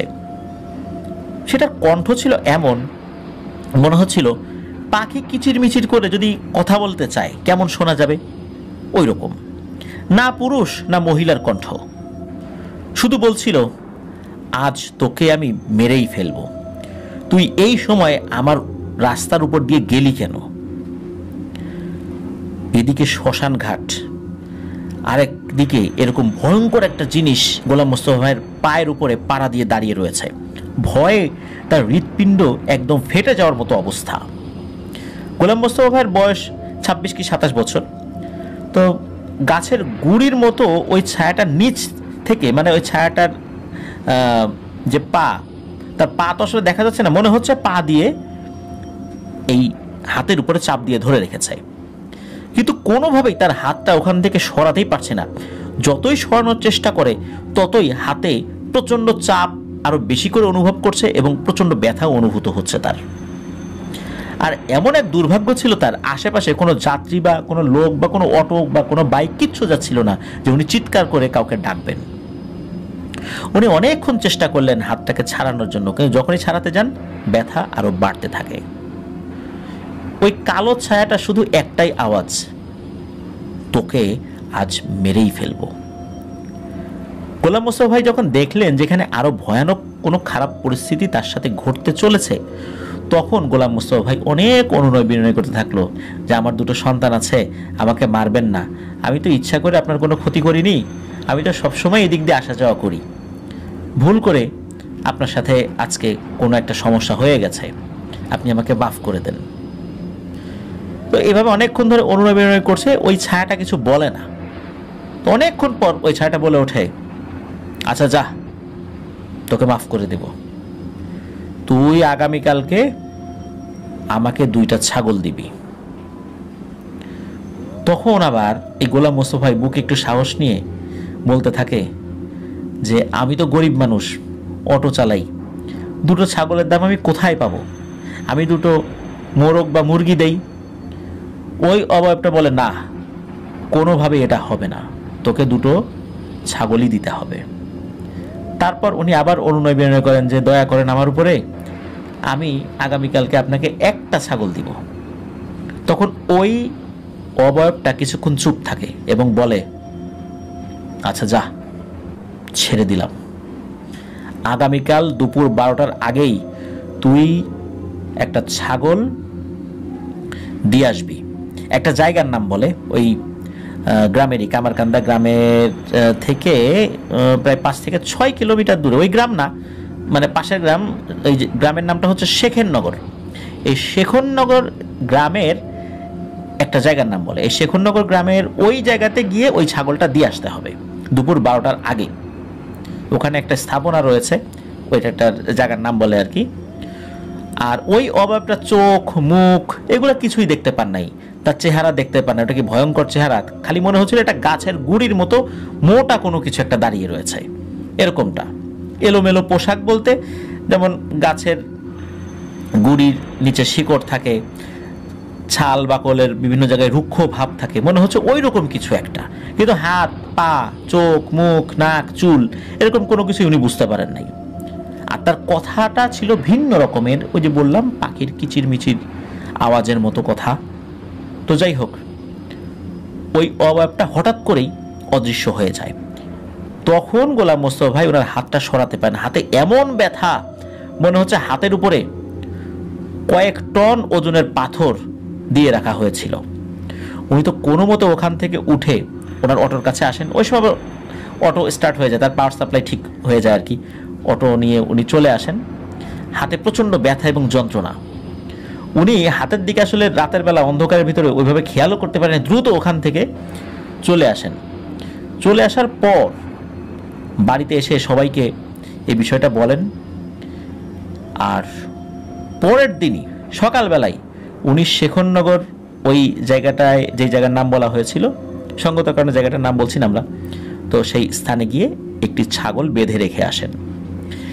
এই যে ঘটনায় ওই ছায়াটি বা অবয়বটি গোলাম মোস্তফা ভাইয়ের হাতে যে চাপ দিয়ে রেখেছিল, এতে তার হাতের আঙ্গুল এবং বেশ কয়েকটা জায়গার চামড়া পুড়ে যাওয়ার মতো হয়েছে, একদম ঝলসে যাওয়ার মতো অবস্থা হয়েছিল। প্রায় 2 মাস উনি এই সমস্যা নিয়ে ভুগেছিল। আঙ্গুলের চামড়া ঠিক হয়ে গিয়েছিল, কিন্তু তার হাতের তালুর যেই মাংসটা, এইটা পরিপূর্ণভাবে ঠিক হতে অনেকটা সময় লাগবে। উনি এখনও পরিপূর্ণভাবে ঠিক হননি, এখনও ওই বিষয়টা নিয়ে উনি ভুগছেন, তবে আগের থেকে অনেকটাই ভালো আলহামদুলিল্লাহ। উনি তো আসলে দরিদ্র মানুষ, অটো না চালালে পরিবারের সদস্যরা না খেয়ে থাকবে। উনি ওই অবস্থাতে এক হাত দিয়েই কষ্ট করে হলেও অটো গাড়ি চালাতেন। আর এই ঘটনার বিবরণটা এই যে তারেক ভাই এই গোলাম মোস্তফা ভাইয়ের নিজ মুখ থেকে শুনেছেন। তো আল্লাহর রহমতে এখন উনি ভালো আলহামদুলিল্লাহ। তবে সন্ধ্যার পর থেকে উনি পারতপক্ষে গাড়ি চালান না, আর যদি চালানো কখনো একা একা চালান না, যাত্রী পেলে যান, এগিয়ে যান এবং যাত্রীর কাছে শুনে নেন উনি কোথায় নামবেন। যদি ওই শ্মশানটা পার হয়ে গিয়ে নামেন তাহলে উনি যান, আবার ফেরার পথেও যাত্রী যতক্ষণ না হয় উনি একা একা আর আসেন না। তো এটাই ছিল ঘটনা। ধন্যবাদ তারেক ভাইকে, সত্য একটি ভয়ের ঘটনা আপনি আমাদেরকে পাঠিয়েছেন। আর গোলাম মোস্তফা ভাইকেও ধন্যবাদ জানাচ্ছি যে আপনি এই ঘটনাটি ওনাকে শেয়ার করেছেন, এবং আপনার জন্য শুভকামনা রইল, দোয়াও রইল। আল্লাহ আপনাকে নিরাপদে রাখুন, ভালো রাখুন, সুস্থ রাখুন। আর ভবিষ্যতে গাড়ি চালানোর ক্ষেত্রে সতর্কতা অবলম্বন করবেন, বিশেষ করে রাতের বেলা। এই সময়গুলোতে আসলে ভাজা পোড়া খেয়ে গাড়ি চালানো বা একা একা রাস্তায় চলাফেরা করা ঠিক নয়, এই বিষয়টাও খেয়াল রাখবেন। এটাই আপনার জন্য আমাদের পরামর্শ, শুধু তাই না, আমাদের সকল লিসেনারদের জন্য এটাই পরামর্শ। প্রিয় লিসেনার্স, চলুন আমরা চলে যাব আমাদের এবারের এপিসোডের পরবর্তী আরও একটি নতুন ঘটনায়।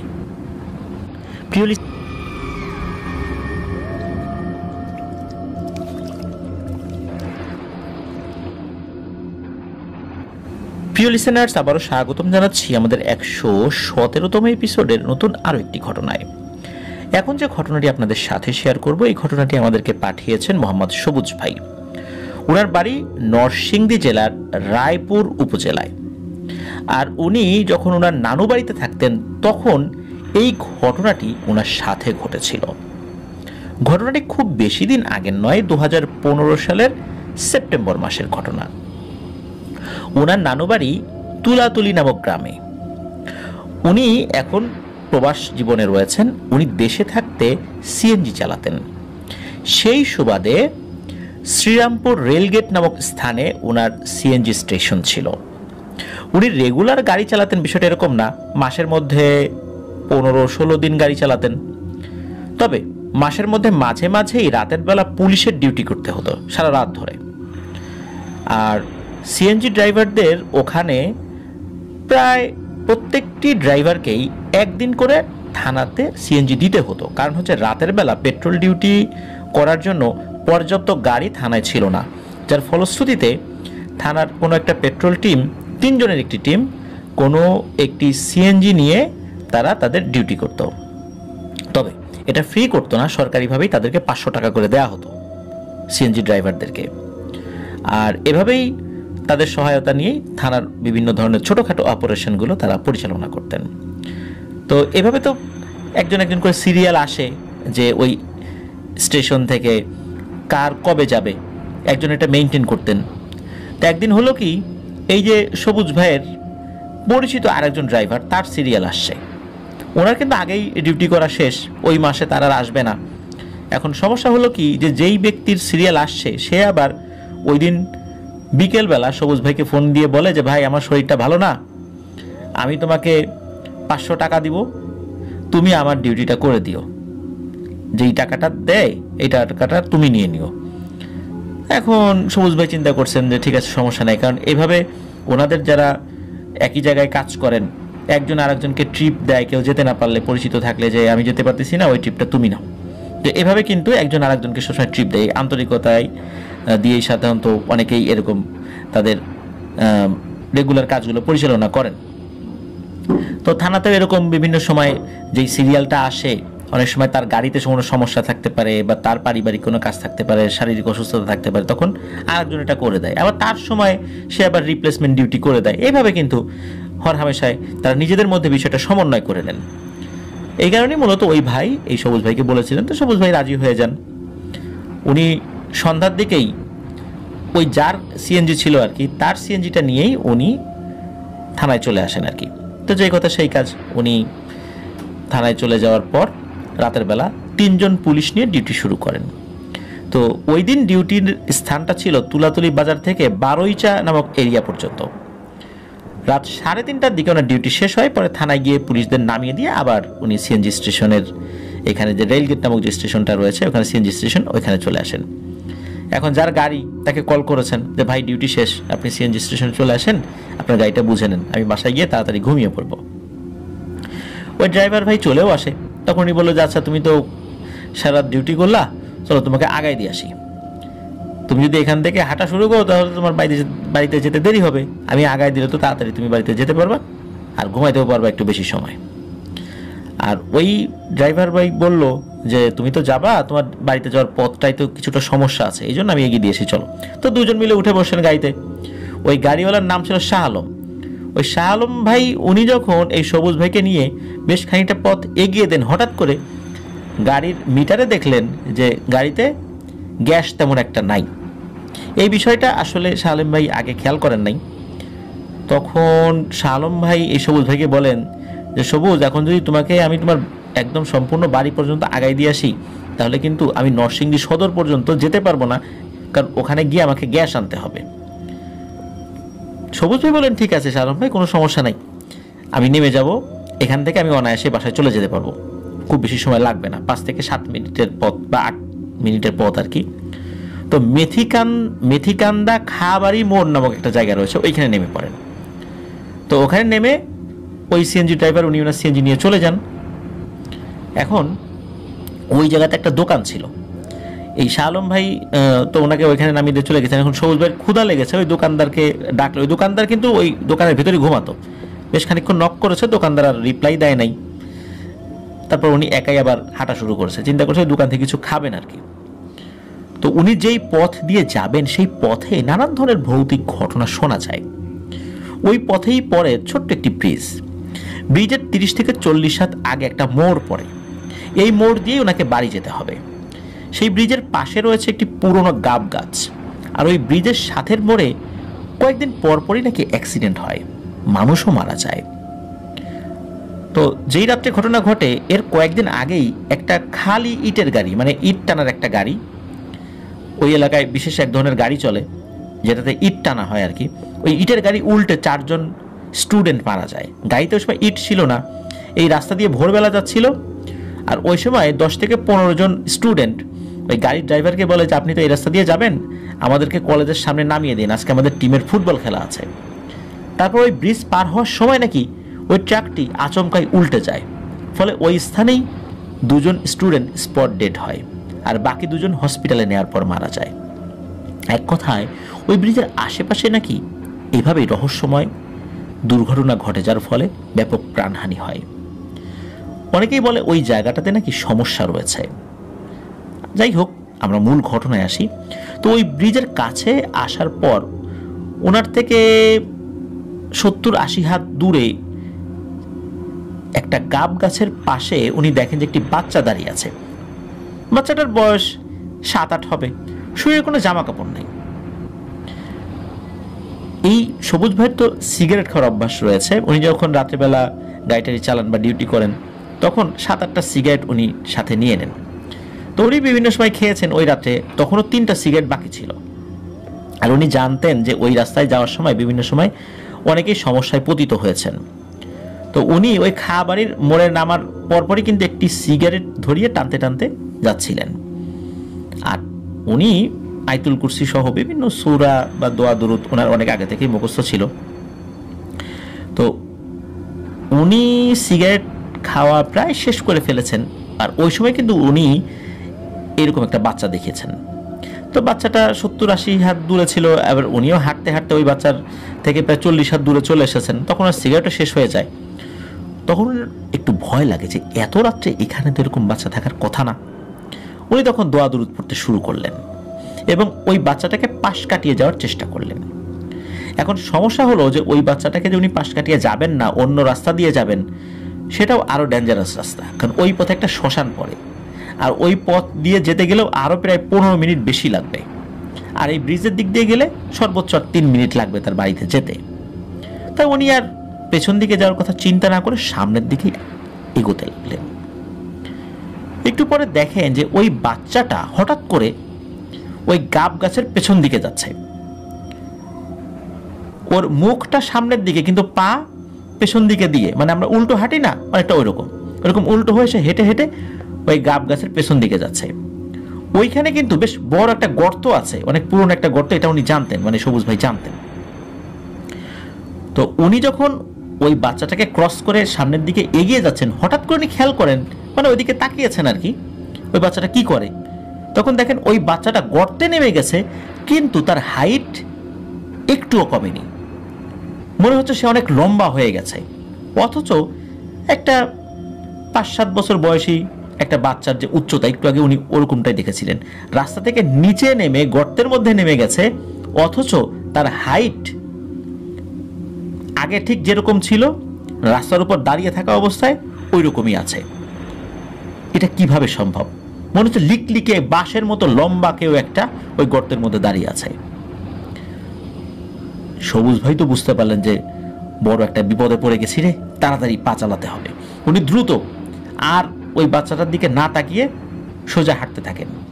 বেশ কয়েক কদম হাঁটার পর একটু তোতলামি ভাব নিয়ে একটা কথা পেছন থেকে ভেসে আসে। কথাটা এমন ছিল, এই সবুজ, আমার দিকে দেখ না, একবার পিছনে ফিরে দেখ, এই দেখ এই দেখ, আমার দিকে তাকা, এই দেখ না আমি কে, এইভাবে বলছে। কিন্তু সবুজ ভাই কিন্তু পেছন দিকে তাকাচ্ছেন না, উনি ওনার মতো করে দ্রুত হেঁটে যাচ্ছেন। পেছন থেকে আবারও বলছে, আরে দেখ না রে সবুজ, একবার পিছনে ফিরে দেখ আমি কে, এই দেখ না আমাকে কেমন দেখায়, একটু তাকা তাকা না। কিন্তু সবুজ ভাই আর পেছন দিকে তাকায় না, উনি দ্রুত হাঁটা শুরু করছেন। আবারও একই কথা বলে, আবার পেছন থেকে ডাকে, এই দেখ না, একবার পিছনে ফিরে দেখ না। কিন্তু উনি তাকান না। উনি তখন দৌড়ানো শুরু করেছেন। এরপরে পেছন থেকে আওয়াজ আসে, সবুজ রে, তুই খুব চালাক, আজকে তোকে কিছু করতে পারলাম না, তবে তোকে আমি ঠিকই ধরবো একদিন, দেখিস তখন কি করি। সবুজ ভাই এই ধরনের কথা শুনছে। স্বাভাবিকভাবে মানুষ কথা বললে, এই টাইপের বাচ্চা কথা বললে যেরকম শোনায়, অনেকটা ওই রকম হলেও কথাগুলো বেশ অদ্ভুত রকমের ছিল, গলার ভয়েসটা অদ্ভুত রকমের ছিল। স্বাভাবিক বাচ্চাদের সাধারণত গলার ভয়েস এরকম হলেও কিছুটা ব্যতিক্রম ছিল। আসলে কেমন ব্যতিক্রম উনি বলতে পারেন নাই। উনি যখন বাড়িতে চলে আসেন তখন দেখলেন যে যখন ওই শাহ আলম ভাই সিএনজি থেকে ওনাকে নামিয়ে দিয়েছিলেন এবং দোকানদারকে ডাকাডাকি করার পর উনি যখন রওনা দিয়েছিলেন, তখন ওই সময়ে যে সময়টা ছিল, উনি যখন বাড়িতে আসেন প্রায় 30 থেকে 45 মিনিট পার হয়ে গেছে, অথচ এই পথটা 7-8 মিনিটের উপরে হওয়ার কথা না। এতক্ষণ কেন সময় লাগলো উনি না এটা বুঝতে পারেন নাই। বাড়িতে যাওয়ার পর পর ওনার প্রচণ্ড ক্ষুধা অনুভূত হয়, আগে থেকে ক্ষুধা লেগেছিল। উনি কাউকে কিছু না জিজ্ঞেস করে, না ডেকে উনি শুয়ে পড়েছিলেন, ক্ষুধা লাগলেও শুয়ে পড়েছিলেন। তো যাই হোক, উনি পরবর্তীতে দেখলেন ওনার ঘরের মধ্যে খাবার রাখা আছে, ওনার দেরি হচ্ছে, ওনার ঘরে খাবার রাখা ছিল, পরবর্তীতে উনি সেটা খেয়েছেন।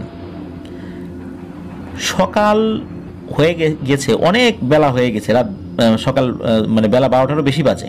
এরপর ওনার ঘুম ভেঙেছে। তখন উনি দেখেন ওনার গায়ে খুব জ্বর। তখন ওনার নানু বলে যে কি হয়েছে, উনি পুরো ঘটনাটা খুলে বলেন এবং ওনার নানু বলেন যে এই ধরনের ঘটনা ঘটলে অবশ্যই রাতের বেলা হালকা গরম পানিতে গোসল করে তারপরে ঘরে ঢুকে ঘুমাতে হয়, তা না হলে সমস্যা হয়, এরকম জ্বর টর আসে। তবে ওনার একদিনের মাথায় জ্বরটি ভালো হয়ে যায় বলে জানিয়েছেন। আর ওই পথ দিয়ে আসতে গেলে এই টাইপের একটা অবয়বকে নাকি অনেকেই দেখে, পিছন থেকে বলে, একবার তাকা না পেছন দিকে, দেখ না আমি কে, এইভাবে ডাকে। আর যদি কেউ একবার পেছন দিকে তাকায়, ভয়ঙ্কর কিছু একটা দেখে। এটা এতটা ভয়ঙ্কর, এটা নির্দিষ্ট কোনো ভাবে আসলে বলা মুশকিল, এক একজন এক এক রকম ভয়ঙ্কর রূপে দেখে। এই জন্য এক ধরনের ভয়ঙ্কর রূপে দেখে, এটা বিষয়টা বলা মুশকিল। তো যেই দেখেছে সেই ভয় পেয়েছে। সবুজ ভাই ওই রাত্রে পেছন দিকে ঘুরে তাকান নাই, তাই আল্লাহর রহমতে উনি ওই সময় বড় ধরনের বিপদ থেকে বেঁচে গিয়েছিলেন। এটি ছিল ঘটনা। ধন্যবাদ জানাচ্ছি সবুজ ভাইকে, আপনার সাথে ঘটে যাওয়া একটি ঘটনা লিসেনারদের জন্য পাঠিয়েছেন। সবুজ ভাই জানিয়েছেন ওনার কাছে আরও 2টি ঘটনা আছে, সময় করে উনি পাঠাবেন। যেহেতু প্রবাস জীবনে রয়েছেন, প্রবাস জীবনের সময় বের করাটা বেশ কঠিন। তারপরও আমাদের প্রবাসী রেমিটেন্স যোদ্ধা ভাইয়েরা যারা রয়েছেন তারা অনেক কষ্ট করে ঘটনা পাঠাচ্ছেন, আগেও পাঠিয়েছেন, এখনও পাঠাচ্ছেন, ভবিষ্যতেও ইনশাল্লাহ পাঠাবেন। আপনাদের সকলের প্রচেষ্টা ইনশাল্লাহ আফনান দ্য হরর ওয়ার্ল্ড আরও অনেকটা দূর এগিয়ে যাক, এই কামনাই করি। আপনাদের সহযোগিতাও আমরা সবসময় চাই। লিসেনার্স, চলুন আমরা চলে যাব আমাদের এবারের এপিসোডের পরবর্তী আরও একটি নতুন ঘটনায়।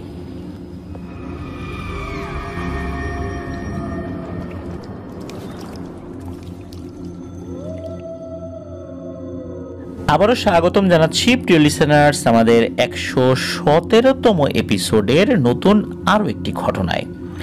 এখন যে ঘটনাটি আপনাদের সাথে শেয়ার করব, এই ঘটনাটি আমাদেরকে পাঠিয়েছেন তানভীর হাসান। ওনার বাড়ি ময়মনসিংহ জেলার ফুলপুর উপজেলার 1 নং ছনধরা ইউনিয়নে। উনি একজন স্টুডেন্ট এবং আমাদের রেগুলার একজন লিসেনার। তো উনি যে ঘটনাটি পাঠিয়েছেন আমাদেরকে, এই ঘটনাটি ওনাকে বলেছিলেন ওনারই ছোট ভাই আরিফ। সে ঢাকার কেরানীগঞ্জে ডাম্প ট্রাক চালায়, আর এই আরিফের এক বন্ধুর সাথেই মূলত ঘটনাটি ঘটেছিল। সেও ওই দিকেই পিকআপ গাড়ি চালায় আর কি। তার নাম হচ্ছে শাহিন। প্রিয় লিসেনার্স, আমরা বেশ কয়েকটি ঘটনা আপনাদের সাথে শেয়ার করেছি। এর মধ্যে অটোরিকশা চালক একজন ছিলেন, তারপর সিএনজি চালক একজন ছিলেন। তো এবার আমরা আমাদের এবারের এপিসোডে বেশ কয়েকজন গাড়ি চালকের ঘটনা পাচ্ছি, খেয়াল করেছেন? তো এখন যে ঘটনাটি আপনাদেরকে বলবো, এই ঘটনাটিও বেশ রোমহর্ষক। চলুন শুরু করি ঘটনাটি। তো ঘটনাটি যখন ঘটে 2020 সালের শুরুর দিকে, তখনও কিন্তু বাংলাদেশে করোনার প্রকোপ এতটা ছড়ায় নাই। এই যে শাহিন, এই শাহিনের সাথে যেহেতু ঘটনা ঘটেছিল, এই শাহিন কেরানীগঞ্জেই একটা মালিকের গাড়ি চালাতেন আর কি, ট্রাক চালাতেন। তো কেরানীগঞ্জের এক গুদামে কিছু মাল নিয়ে উনি যাচ্ছিলেন। একবার হঠাৎ করে ওনার গাড়ির মালিকের ফোন আসে। তো ফোনটি রিসিভ করতে ওপার থেকে বলে ওঠে, শাহিন তুই মালগুলো দিয়ে তাড়াতাড়ি আটির বাজারের একটি জায়গায় চলে আয়। তো একটা জায়গার নাম বলেছিল আর কি, তো নামটা ঠিক মনে করতে পারেন নাই। তো যিনি ফোন দিয়েছেন উনি গাড়ির মালিক, ওনার সাথে কথা বলে ফোনটা কেটে দেন। তারপর উনি মালগুলো রেখে আস্তে আস্তে বিকাল 5টার মতো বেজে যায়, যে জায়গায় আসতে বলেছিলেন আর কি। ওখানে আসার পর ওই গাড়ির মালিক বলেন যে একটা ট্রিপ আছে, তুই এক্ষুনি বেরিয়ে পড়। তো উনিও জিজ্ঞেস করেন নাই যে কোথায় বা কি। উনি বলেন যে কাকা আমি একটু দ্রুত বাসায় গিয়ে একটু খাওয়া দাওয়া করে আসি, তারপর যাব। তখন মালিক বলেন যে ঠিক আছে, তাড়াতাড়ি চলে আসবে, কিন্তু ভালো একটা ট্রিপ আছে, যেতে হবে। উনি খাওয়া দাওয়া করে চলে আসছেন। তো কাকার কাছে আসার পরে কাকা মানে গাড়ির মালিক বলছে যে তোকে কিন্তু এখন হবিগঞ্জ যেতে হবে, সিলেট বিভাগের যে হবিগঞ্জ জেলা, ওখানে যেতে হবে একটা লাশ নিয়ে। এটা শোনার সাথে সাথে এই শাহিন বলে ওঠে যে কাকা আমি লাশ টাশ নিয়ে যেতে পারবো না, এই লাশ টানার অভ্যাস আমার নাই, আর লাশ নিয়ে যেতে গেলে বিভিন্ন ধরনের সমস্যা হয়, এই জন্য আমি যাব না। তো মুখের উপর তো উনি না করে দিয়েছেন। কাকা বিষয়টা আসলে একটু মন খারাপ করেছেন যে শাহিন আমার এত বিশ্বস্তটা লোক মুখের উপর না করে দিল। এখন ওই কাকা বলতেছে এখন আমি তো কথা বলে ফেলছি, লাশটা তো নিয়ে যেতেই হবে। এখন তুই যেতে না পারলে আমাকে আর একজন ড্রাইভারকে দিতে হবে গাড়িটা, আর গাড়ির চাবি যদি একজন ড্রাইভারের হাতে থেকে নিয়ে আর একজনকে দিয়ে দেয়, ওর কাছ থেকে চাবি পরবর্তীতে নেওয়াটাও আমার জন্য একটা বিব্রতকর ব্যাপার হবে। এখন তুই দেখ কি করবি। তখন এই শাহিন ভাই উনি চিন্তা করলেন যে আসলেই তো তাই, গাড়ির চাবি যদি আরেকজন ড্রাইভারকে দেয় আবার তার কাছ থেকে নিয়ে আবার আমাকে দিবে, বিষয়টা একটু অন্যরকমই হয়। ওই ড্রাইভার আবার মাইন্ড করতে পারে, কারণ সবাই তো চায় যে একটা পার্মানেন্ট গাড়ি চালাতে। তখন এই শাহিন ভাই চিন্তা করলেন ঠিক আছে যাই, আল্লাহর নামে কি হবে, আর সবসময় কি ভয়ের ঘটনা ঘটবে এমন কোনো কথা আছে নাকি, আমার সাথে আমার হেল্পার যাবে, সমস্যা কি। তখন এই শাহিন ভাই রাজি হয়ে যান এবং বলেন আচ্ছা ঠিক আছে যাব। তখন এই যে কাকা মানে গাড়ির যিনি মালিক, উনি একটা ঠিকানা দেন, বলে যে তুই দ্রুত গাড়িটা নিয়ে ওখানে চলে যা, ওইখানে লাশ নিয়ে অপেক্ষা করছে, আর লাশের সাথে লাশের আত্মীয় যাবে, সুতরাং এত ভয়ের তো কিছু নাই, যা যা তাড়াতাড়ি যা, 20,000 টাকা দেবে, আর তোরও তো ভালো অ্যামাউন্টের একটা টাকা থাকবে। তখন শাহিন ভাই চিন্তা করলেন যাক ভালোই হলো, বেশ ভালো অ্যামাউন্টের একটা টাকাও পাওয়া যাবে। ওই ঠিকানায় ওনারা গাড়ি নিয়ে যান। ওখানে গিয়ে দেখেন যে চাটাইতে মোড়ানো একটা লাশ। ওই লাশের বেশ কিছু আত্মীয় স্বজন আছে, তবে ওই লাশের সাথে একজন আত্মীয় উনি গাড়ির পেছনে উঠে বসেন, মানে লাশের সাথে বসেন। আর যিনি গাড়ি চালাচ্ছিলেন শাহিন, তার সাথে ওনার হেল্পার ছিল। তো ওনারা রওনা দিয়েছেন। ঢাকা থেকে খুব ইজিলি বের হয়ে যান। ঢাকা থেকে বের হয়ে নারায়ণগঞ্জ, তারপরে ওই দিক দিয়ে ব্রাহ্মণবাড়িয়া, এগুলো পার হয়ে গেছেন।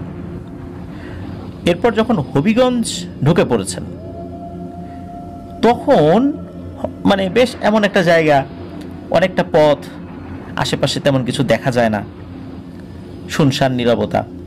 এমনি হাইওয়ে দিয়ে অন্য গাড়িগুলো চলছে। তো ওনারা গাড়ি চালাচ্ছেন, হঠাৎ করে মনে হলো ওনার গাড়ির পেছন থেকে অনেকগুলো কুকুর তেড়ে আসছে। কয়টা কুকুর এক্স্যাক্টলি বলতে পারবেন না। ওনাদের যে লুকিং গ্লাস ছিল, এই লুকিং গ্লাসে দেখছেন যে বেশ কয়েকটা কুকুর তেড়ে আসছে।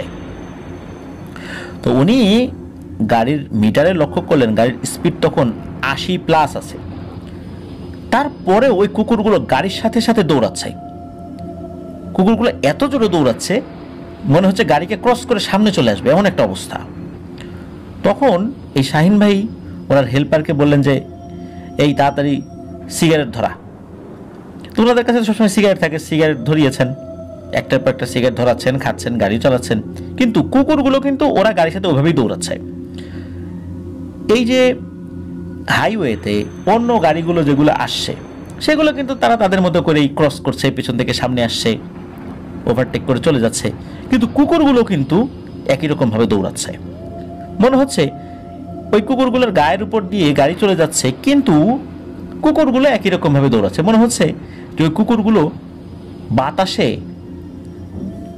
উড়ে বেড়াচ্ছে, এমন একটা অবস্থা। এত জোরে দৌড়াচ্ছে। কুকুর কিন্তু এত জোরে দৌড়াতে পারে না, আর দৌড়ালেও খুব বেশিক্ষণ, এতক্ষণ মানে যে তাদের দম ধরে রাখবে বিষয়টা এরকম না। 1 মিনিট সর্বোচ্চ এত জোরে দৌড়াতে পারে, তারপর তারা হাঁপিয়ে যায়। কিন্তু এক টানা এভাবে দৌড়েই যাচ্ছে, অথচ অন্য গাড়িগুলো আসছে পেছন থেকে, সামনে থেকে, তাদের কোনো ভ্রুক্ষেপ নাই এই বিষয়ে। মনে হচ্ছে ওগুলো ওদের উপর কোনো প্রভাবই বিস্তার করতে পারছে না, এমন একটা অবস্থা। তো যখন হবিগঞ্জের মধ্যে ঢুকে পড়ে, মানে ওই হবিগঞ্জ তো একটা বিশাল একটা জেলা, এই ঢাকা সিলেট হাইওয়ে যেটা ওইখান দিয়ে গিয়েছে, ওইখানে যখন এসেছে তখন রাত 11টার বেশি বাজে। তো এভাবে কিন্তু ওনারা চলছেন, এদিকে ভয়ও পাচ্ছেন। ওদিকে হয়েছে কি, হঠাৎ করে এই যে শাহিন ভাই এবং ওনার হেল্পার দুইজনই দেখছে যে রাস্তার বরাবর একদম আড়াআড়ি ভাবে বেশ কয়েকটা লাশ, কাফনের কাপড়ে মোড়ানো লাশ একদম মাঝ বরাবর শুয়ে আছে। এই শাহিন ভাই চিন্তা করছে এই অবস্থায় কোনোভাবেই গাড়ি থামানো যাবে না। তখন যে রাত 2টা-3টা এমন কিন্তু না, রাত 11টা-12টা আহামরি ওই ঢাকা সিলেট হাইওয়েতে এমন কোনো রাত না, যদি ওইভাবে চিন্তা করি। সবসময় দিক দিয়ে গাড়ি আসা যাওয়া করতেই থাকে। কিন্তু এর মধ্যে এই লাশ এলো কোত্থেকে? আর হঠাৎ করে উনি খেয়াল করলেন যে এই লাশগুলো যখন সামনে উনি দেখেছেন, সামনের থেকে অন্য কোনো গাড়ি বা আলোগুলো ওইভাবে দেখা যাচ্ছে না। ওখানে তো গাড়ি থামানো যাবে না। উনি কি করেছেন, ওই লাশের উপর দিয়ে গাড়ি চালিয়ে দিয়েছেন। আর তখনই মনে হলো হঠাৎ করে সবকিছু পরিবর্তন হয়ে গেল। চারদিকে মনে হচ্ছে শুধু কুকুর আর কুকুর, কোন দিক থেকে দৌড়ে আসছে শত শত কুকুর ওই গাড়ির পাশে চলে আসে এবং দৌড়াতে থাকে, এবং গাড়ি বরাবর তারা দৌড়ে যাচ্ছে। তখন এই শাহিন ভাই কি করেছেন, ওনার গাড়িতে থাকা যে স্পিকারটা ছিল, ওই স্পিকারে কয়েকটি সূরা চালিয়ে রেখেছেন। কিন্তু ওনাদের ভয় কিন্তু শেষ হচ্ছে না। লুকিং গ্লাসে দেখতে পেলেন গাড়ির পেছনে মনে হচ্ছে অনেক অনেক লাশ ঝুলে রয়েছে, সবগুলোরই কাফনের কাপড় শরীরে মোড়ানো। তো এই দৃশ্য দেখে কিন্তু ওনারা সইতে পারছিলেন না। কি যে করবেন, মনে হচ্ছে এখনই দুর্ঘটনা ঘটে যাবে, এখনই কোনো খাদের মধ্যে গাড়িটা নামিয়ে দেবেন, বা সামনে কোনো একটা গাড়ির সাথে মুখোমুখি সংঘর্ষ হবে, এরকম একটা অবস্থা। এরই মধ্যে যেই জায়গাতে যাওয়ার কথা ছিল ওইটার কাছাকাছি একটা বাজার রয়েছে, তো ওইখানটাতে চলে আসেন। আর ওই বাজারটা পার হতে পারলেই মূলত ঠিক যেই গ্রামে যাবেন ওই গ্রামটা। যখন বাজারে চলে এসেছেন তখন বাজারে দুইজন গার্ডকে ওনারা দেখতে পান। ওখানে কিন্তু ঢাকা সিলেট হাইওয়েতে বিভিন্ন জায়গায় ছোট ছোট মানে 10-12টা দোকান মিলে একটা বাজারের মতো এরকম আছে রাস্তার আশেপাশে, ঠিক এরকম একটা জায়গায় ওনারা চলে আসেন। তো ওইখানে গাড়িটা থামান, ওই দুজন গার্ড ছিল। তো ওই গার্ড দুজনকে ডাকেন, ওনারও গাড়ি থেকে নামেন। নামার পরে কিন্তু সবকিছু স্বাভাবিক, কুকুরও নাই, কোনো লাশও নাই, মানে ঝুলে থাকা যে লাশগুলো ওনারা দেখতে পাচ্ছেন লুকিং গ্লাসে সেগুলোও নাই। ওরা চিন্তা করে আচ্ছা পেছনে যে এই লাশটা রাখা এবং তার সাথে যে আত্মীয়, ওর কি অবস্থা। তো গিয়ে দেখলেন যে না, ওই আত্মীয় ঠিকঠাক মতোই বসে আছে। তো ওই গার্ড দুইজন কিন্তু ওই আত্মীয়কে চিনেছেন, কারণ ওই আত্মীয়র বাড়ি তো ওইখানেই। আর ওই আত্মীয়কে যখন গার্ড জিজ্ঞেস করলেন যে এই যে এদের সাথে এই ভয়ঙ্কর ঘটনা ঘটতেছে, তুমি কিছু টের পাইছো? তো উনি আবার বলেন আরে ফাঁস দিয়ে মরা লাশ নিয়ে যেতে গেলে এই ধরনের সমস্যা হয়। তখন শাহিন ভাই প্রচণ্ড রেগে যান, ভয়ও পেয়েছেন, বিরক্ত হয়েছেন, রেগেও গিয়েছেন যে এই ফাঁস দিয়ে লাশ মানে ফাঁস দিয়ে লাশ, এই লোকটা ফাঁস দিয়ে মারা গেছে, এটা আগে বলো নাই কেন? আমি তো মনে করছি এমনি লাশই টানতে চাই না, তারপর আবার এই ফাঁসি দিয়ে মরা লাশ তোমরা বলো নাই কেন? বলে যে এটা তো আমরা আগে থেকেই বলছি, তোমার কাছে তো বলি নাই, কিন্তু তোমার মালিকের সাথে তো আগে থেকে কথা হয়েছে, এই জন্যই তো অনেক টাকা দেওয়ার কথা হয়েছে, তো সেই অনুযায়ী তুমি আসছো। এই বিষয়টা নিয়ে আর শাহিন ভাই কি করবেন? লাশটা এতটা পথ নিয়ে আসছেন, এখন বাড়ি এই লাশের আত্মীয় স্বজনদের বাড়িতে এখানেই, এখন তো আর চাইলেও আর কিছু বলাও সম্ভব না, করাও সম্ভব না। এতটা পথ চলে আসেন, এখন টাকাও লাগবে, বেশি এলোমেলো কথাবার্তা বলে যদি আবার তারা টাকা কমায় দেয় তখন আর একটা বিপদ হবে। আর যেহেতু ওই লাশের গন্তব্যস্থল খুব কাছেই ছিল, ওখান থেকে দ্রুত সেই বাড়িতে নিয়ে যান। তবে ওইটুকু নিতে আর কোনো সমস্যা হয়নি, একদম কাছাকাছি ছিল আর কি। ওখান থেকে টাকা পয়সা নিয়ে এক মুহূর্ত দেরি করেন নাই, দ্রুত গাড়ি নিয়ে উনি এবং ওনার হেল্পার বেরিয়ে যান। আর যখন বেরিয়ে যান তখন একটু মানে ফজর আজান হয়ে গেছে, কিছুক্ষণের মধ্যে একটু সকাল সকাল হয়ে যায়। তো ওরা চলেও আসেন সহি সালামতে, আসার পথে আর কোনো সমস্যা হয়নি, যেহেতু ফজর আজান হয়ে গেছিল।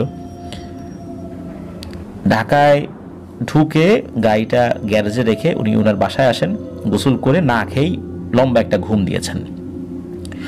ঘুম থেকে যখন ওঠেন তখন দেখেন যে ওনার শরীর ভয়ঙ্করভাবে কাঁপছে, প্রচণ্ড ঠান্ডা লাগছে, তার মানে হচ্ছে ওনার খুব জ্বর এসেছে। স্বাভাবিকভাবে কিছু জ্বরের ট্যাবলেট খেয়েছেন, কিন্তু জ্বর আর সারে না। তখন গাড়ির মালিককে বলে উনি গ্রামের বাড়িতে চলে যান। সেখানে যাওয়ার পর আশা করেছিলেন যে সুস্থ হয়ে যাবেন। 8 দিন 9 দিন পার হয়ে যায়, জ্বর আর ভালো হয় না। পরিবারকে কিন্তু শুরুতে কিছু বলেন নাই, পরে যখন পরিবারের সদস্যরা বলে যে কোনো ভয়টাই পাইছিলি কিনা, তখন উনি এই ব্যাপারটা বলেন, তখন সবাই বিষয়টা বুঝতে পারেন। এরপর এক হুজুরকে এনে ঝাড়ফুঁক করানো হয়, কিন্তু কোনো লাভ হয় না। এভাবে অনেক ডাক্তার কবিরাজ দেখানো হচ্ছে, চিকিৎসা চলছে, কোনো লাভ হয় না। 1 মাস পার হয়ে যায়, জ্বর ভালো হয় না। কখনো কখনো জ্বর একটু কমে আবার বাড়ে। আস্তে আস্তে উনি একদম বিছানায় শয্যাশায়ী হয়ে যান। এরপর ওনার মামা, মানে শাহিন ভাইয়ের মামা একজন কবিরাজের সন্ধান পান। নলিতাবাড়ির পাহাড়ি এলাকায় সেই কবিরাজ থাকেন, একজন গারো সম্প্রদায়ের কবিরাজ, তাকে আনা হয়। উনি সব কিছু দেখে বলেন যে এই ছেলেটাকে যেই রুমে রাখা হয়েছে, এই রুমের দরজার সামনে গোল একটা বৃত্ত এঁকে তাকে 3 দিন ধ্যান করতে হবে বা রিচুয়াল করতে হবে। এই 3 দিন উনি কারোর সাথে কথা বলবেন না, আর রাত 12টা থেকে 2টার মধ্যে তাকে কিছু ফল আর ছোলা ওই বৃত্তের মধ্যে দিয়ে আসতে হবে। আর যে দেবে সেজন্য পাক পবিত্র অবস্থায় থাকে, আর যে প্রথম দিন যাবে বাকি 2 দিন তাকেই যেতে হবে। এভাবে যখন রিচুয়াল শুরু হয়, তার ঠিক 3 দিন শেষ হওয়ার পর 4 দিনের দিন সকালে উঠে দেখা যায় বাড়িতে ওই কবিরাজ নাই, উধাও। আর ওই 4 দিনের দিন সকালবেলা এ শাহিন ভাই একদম সুস্থ, পরিপূর্ণ সুস্থ। দেখে বোঝাই উপায় নাই যে উনি এতদিন অসুস্থ ছিলেন, এমনভাবে সুস্থ হয়ে গেছেন আল্লাহর রহমতে। তো এরপর এই শাহিন ভাই সহ ওনার পরিবার সেই কবিরাজের বাড়িতে যান, গিয়ে দেখেন যে দিব্যি উনি ওনার বাড়িতে বসে আছেন। তো ওনাকে জিজ্ঞেস করা হয় যে আপনি রাতের বেলা কোথায় চলে গেলেন, কিভাবে গেলেন? তখন কবিরাজ এই বিষয়ে শুধু এতটুকুই বলেন যে এই বিষয়ে আমাকে কোনো প্রশ্ন করো না, এগুলো আমার রিচুয়ালের একটা অংশ। তবে কবিরাজ বলেন তুমি যখন গাড়িটা নিয়ে রওনা দিয়েছিলা তখন কিছু দুষ্টু জিন তোমার পিছু নেয়, তোমাকে ভয় দেখাতে শুরু করে, আর ওরা চাচ্ছিল না এই লাশটা নিয়ে তোমরা যাও। প্রতিমধ্যে একটা বিপদ ঘটিয়ে ওই লাশটা ওরা নিয়ে নেওয়ার চেষ্টা করছিল, কিন্তু রাস্তার চতুর্দিকের পরিবেশ পরিস্থিতি, সবসময় গাড়ি ঘোড়া আসা যাওয়া করছিল এবং অন্যান্য সব কিছু মিলিয়ে ওরা আসলে সেটা করতে সক্ষম হয় নাই। তবে তুমি যে লাশ হয়ে শুয়ে থাকা, যাদের উপর দিয়ে গাড়ি উঠিয়ে দিয়েছো, এরা এতে আঘাত পেয়েছে, এই জন্য তোমার উপর খুব ক্ষিপ্ত হয়েছিল। তবে তুমি যখন তোমার গাড়িতে বিভিন্ন সূরা চালিয়ে দিয়েছিলা তখন ওরা তোমাকে কোনো ক্ষতি করতে পারেনি, তবে ওরা ওই গাড়িটা দুর্ঘটনা ঘটিয়ে দিত। আর এখন তুমি সুস্থ, আর কোনো সমস্যা নেই, যা করার দরকার আমি করে দিয়েছি, তোমার আর কোনো ক্ষতি হবে না, আর তোমার শরীরও বন্ধ করে দিয়েছি। তো এরপরে শাহিনের সাথে তেমন আর কোনো ঘটনা ঘটার এখন পর্যন্ত কোনো তথ্য পাওয়া যায়নি। 2020 সালের ঘটনা তো, 4 বছর হয়েছে, খুব বেশি দিন যে হয়েছে তাও না। তবে আমরা দোয়া করি শাহিন ভাই সুস্থ থাকুন, ভালো থাকুন, আর নিরাপদে উনি ওনার প্রফেশনটাকে এগিয়ে নিয়ে যান সামনে। আর এই প্রফেশনে আরও অনেক মানুষ রয়েছেন যারা প্রতিনিয়ত জীবনকে হাতে নিয়ে মানুষকে সেবা দিয়ে যাচ্ছেন। তাদের জন্য আমরা দোয়া করি, আল্লাহ তাআলা তাদেরকে সুস্থ রাখুন। প্রিয় লিসেনার্স, আপনারা একবার ভাবুন, আমরা যখন রাতের বেলা গাড়িতে চড়ি বা দিনের বেলাও চড়ি, আমরা গাড়ির সিটে বসে কেউ মোবাইল দেখছি, কেউ ইউটিউবে কোনো কিছু দেখছি, কেউ ফোনে কথা বলছি, কেউ ঘুমাচ্ছি, সবাই যে যার মতো কাজে ব্যস্ত রয়েছি। কিন্তু একজন মানুষ ওনার একটা সেকেন্ডের জন্য চোখ বন্ধ রাখার সুযোগ নাই। তিনি হচ্ছেন ওই গাড়ি যিনি চালাচ্ছেন, ড্রাইভার। উনি যদি একটু তন্দ্রাচ্ছন্ন হয়ে যান, তাহলে ওই গাড়িটার এবং গাড়ির ভেতরে থাকা মানুষগুলোর কি অবস্থা হবে?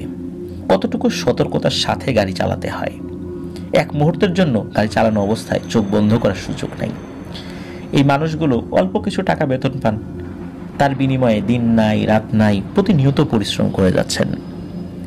আমরা অনেকেই গাড়িতে উঠেই গাড়ির ড্রাইভার বলি, হেল্পার বলি, কন্ট্রাক্টর বলি, তাদের সাথে কিছু থেকে কিছু হলেই খুব বাজে ধরনের আচরণ করি।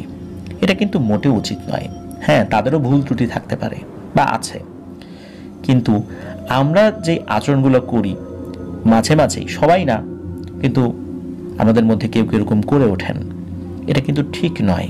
আমরা যদি তাদের পরিশ্রমের জায়গাটা, তারা যেভাবে দীর্ঘ সময় যারা পরিশ্রম করছেন, তাদেরও কিন্তু রাগ হতে পারে, তাদেরও কিন্তু মনে কোনো ক্ষোভ থাকতে পারে, তাদেরও কিন্তু মানসিক প্রেশার থাকতে পারে। সবসময় তারাও যে আমাদের সাথে আচরণ একরকম করবেন, বিষয়টা এরকম নয়। আমরা একবার যদি চিন্তা করি যে আমরা গাড়িতে ওঠার সাথে সাথে সামান্য একটু থেকে একটু হলেই আমরা রেগে তাদের সাথে কতই না কথা বলি। ওনারা সারাটা দিন এরকম কত মানুষের কথা সহ্য করছেন, করতে করতে যদি হঠাৎ করে একটা কথা কাউকে বলে ওঠেন, তখনই কিন্তু আমরা সবাই মিলে আবার তাদের উপর ক্ষিপ্ত হয়ে যাই।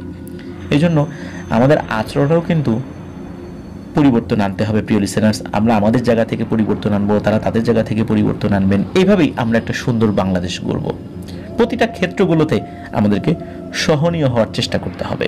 আল্লাহ আমাদেরকে তৌফিক দান করুক, আল্লাহ আমাদের সবাইকে সুস্থ রাখুন। প্রিয় লিসেনার্স, আমরা চলে যাব আমাদের এবারের এপিসোডের পরবর্তী আরও একটি নতুন ঘটনায়। আবারও স্বাগত।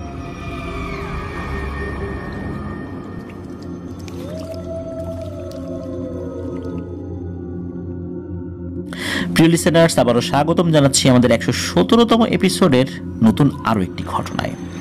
এখন যে ঘটনাটি আপনাদের সাথে শেয়ার করতে যাচ্ছি, এই ঘটনাটি আমাদেরকে যিনি পাঠিয়েছেন তার নাম আরাফাত রহমান ফাহিম। ওনার বাড়ি সিলেট শহরের আম্বরখানা এলাকার দরগা গেটে। উনি যে ঘটনাটি আমাদেরকে পাঠিয়েছেন, ঘটনাটির সময়কাল 2021 সালের বর্ষার সিজনে, এক্স্যাক্ট মাসের নামটা উনি বলতে পারেন নাই।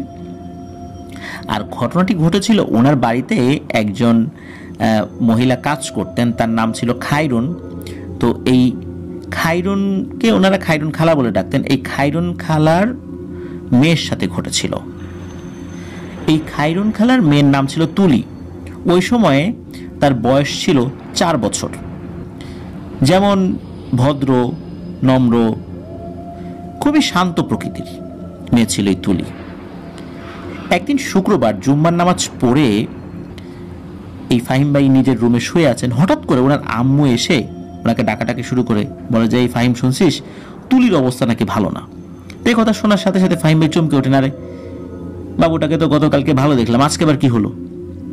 কারণ এই তুলিকে নিয়ে মাঝে মাঝেই এই খায়রুন খালা এই বাসায় আসতেন, কাজ করার সময় তুলি বসে থাকতো, খেলাধুলা করতো।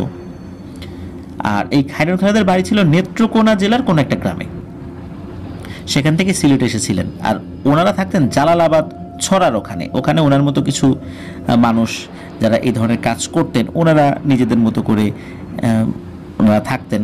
তো ওনাদের যেই ঘর, ছোট ছোট ঝুপড়ি ঘরের মতো ছিল আর কি, পাশ দিয়ে একটা ড্রেন চলে গেছে, ওই দিক দিয়ে পানিগুলো প্রবাহিত হতো। তো ওই জালালাবাদ ছড়ার ওখানে ওনাদের বাড়ি ছিল, ওইখান থেকেই এই আম্বরখানাতে আসতেন আর কি, এসে এই বাসায় কাজ করতেন। তো এই তুলির এই খবরটা শোনার পর, কারণ মেয়েটার নাম ছিল তুলি, ওই খায়রুন খালার মেয়ের নাম, তো তুলির এই খবরটা শোনার পর ফাহিম ভাই এবং ওনার আম্মা ওই বাড়িতে যান।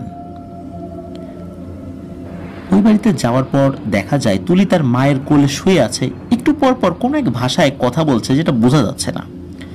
তুলি বাচ্চা মানুষ হলেও তার কথা অনেক স্পষ্ট ছিল, 4 বছর বয়স, অনেক স্পষ্ট করে কথা বলতে পারত, কিন্তু সে এমন একটা ভাষায় কথা বলছে সেটা কিন্তু এই ফাহিম ভাই, তার আম্মা বা তুলির আম্মা কেউ বুঝতে পারছে না। তখন এই ফাহিমের আম্মা ওই খায়রুন খালাকে জিজ্ঞেস করেন, খায়রুন বলো তো কি হয়েছে?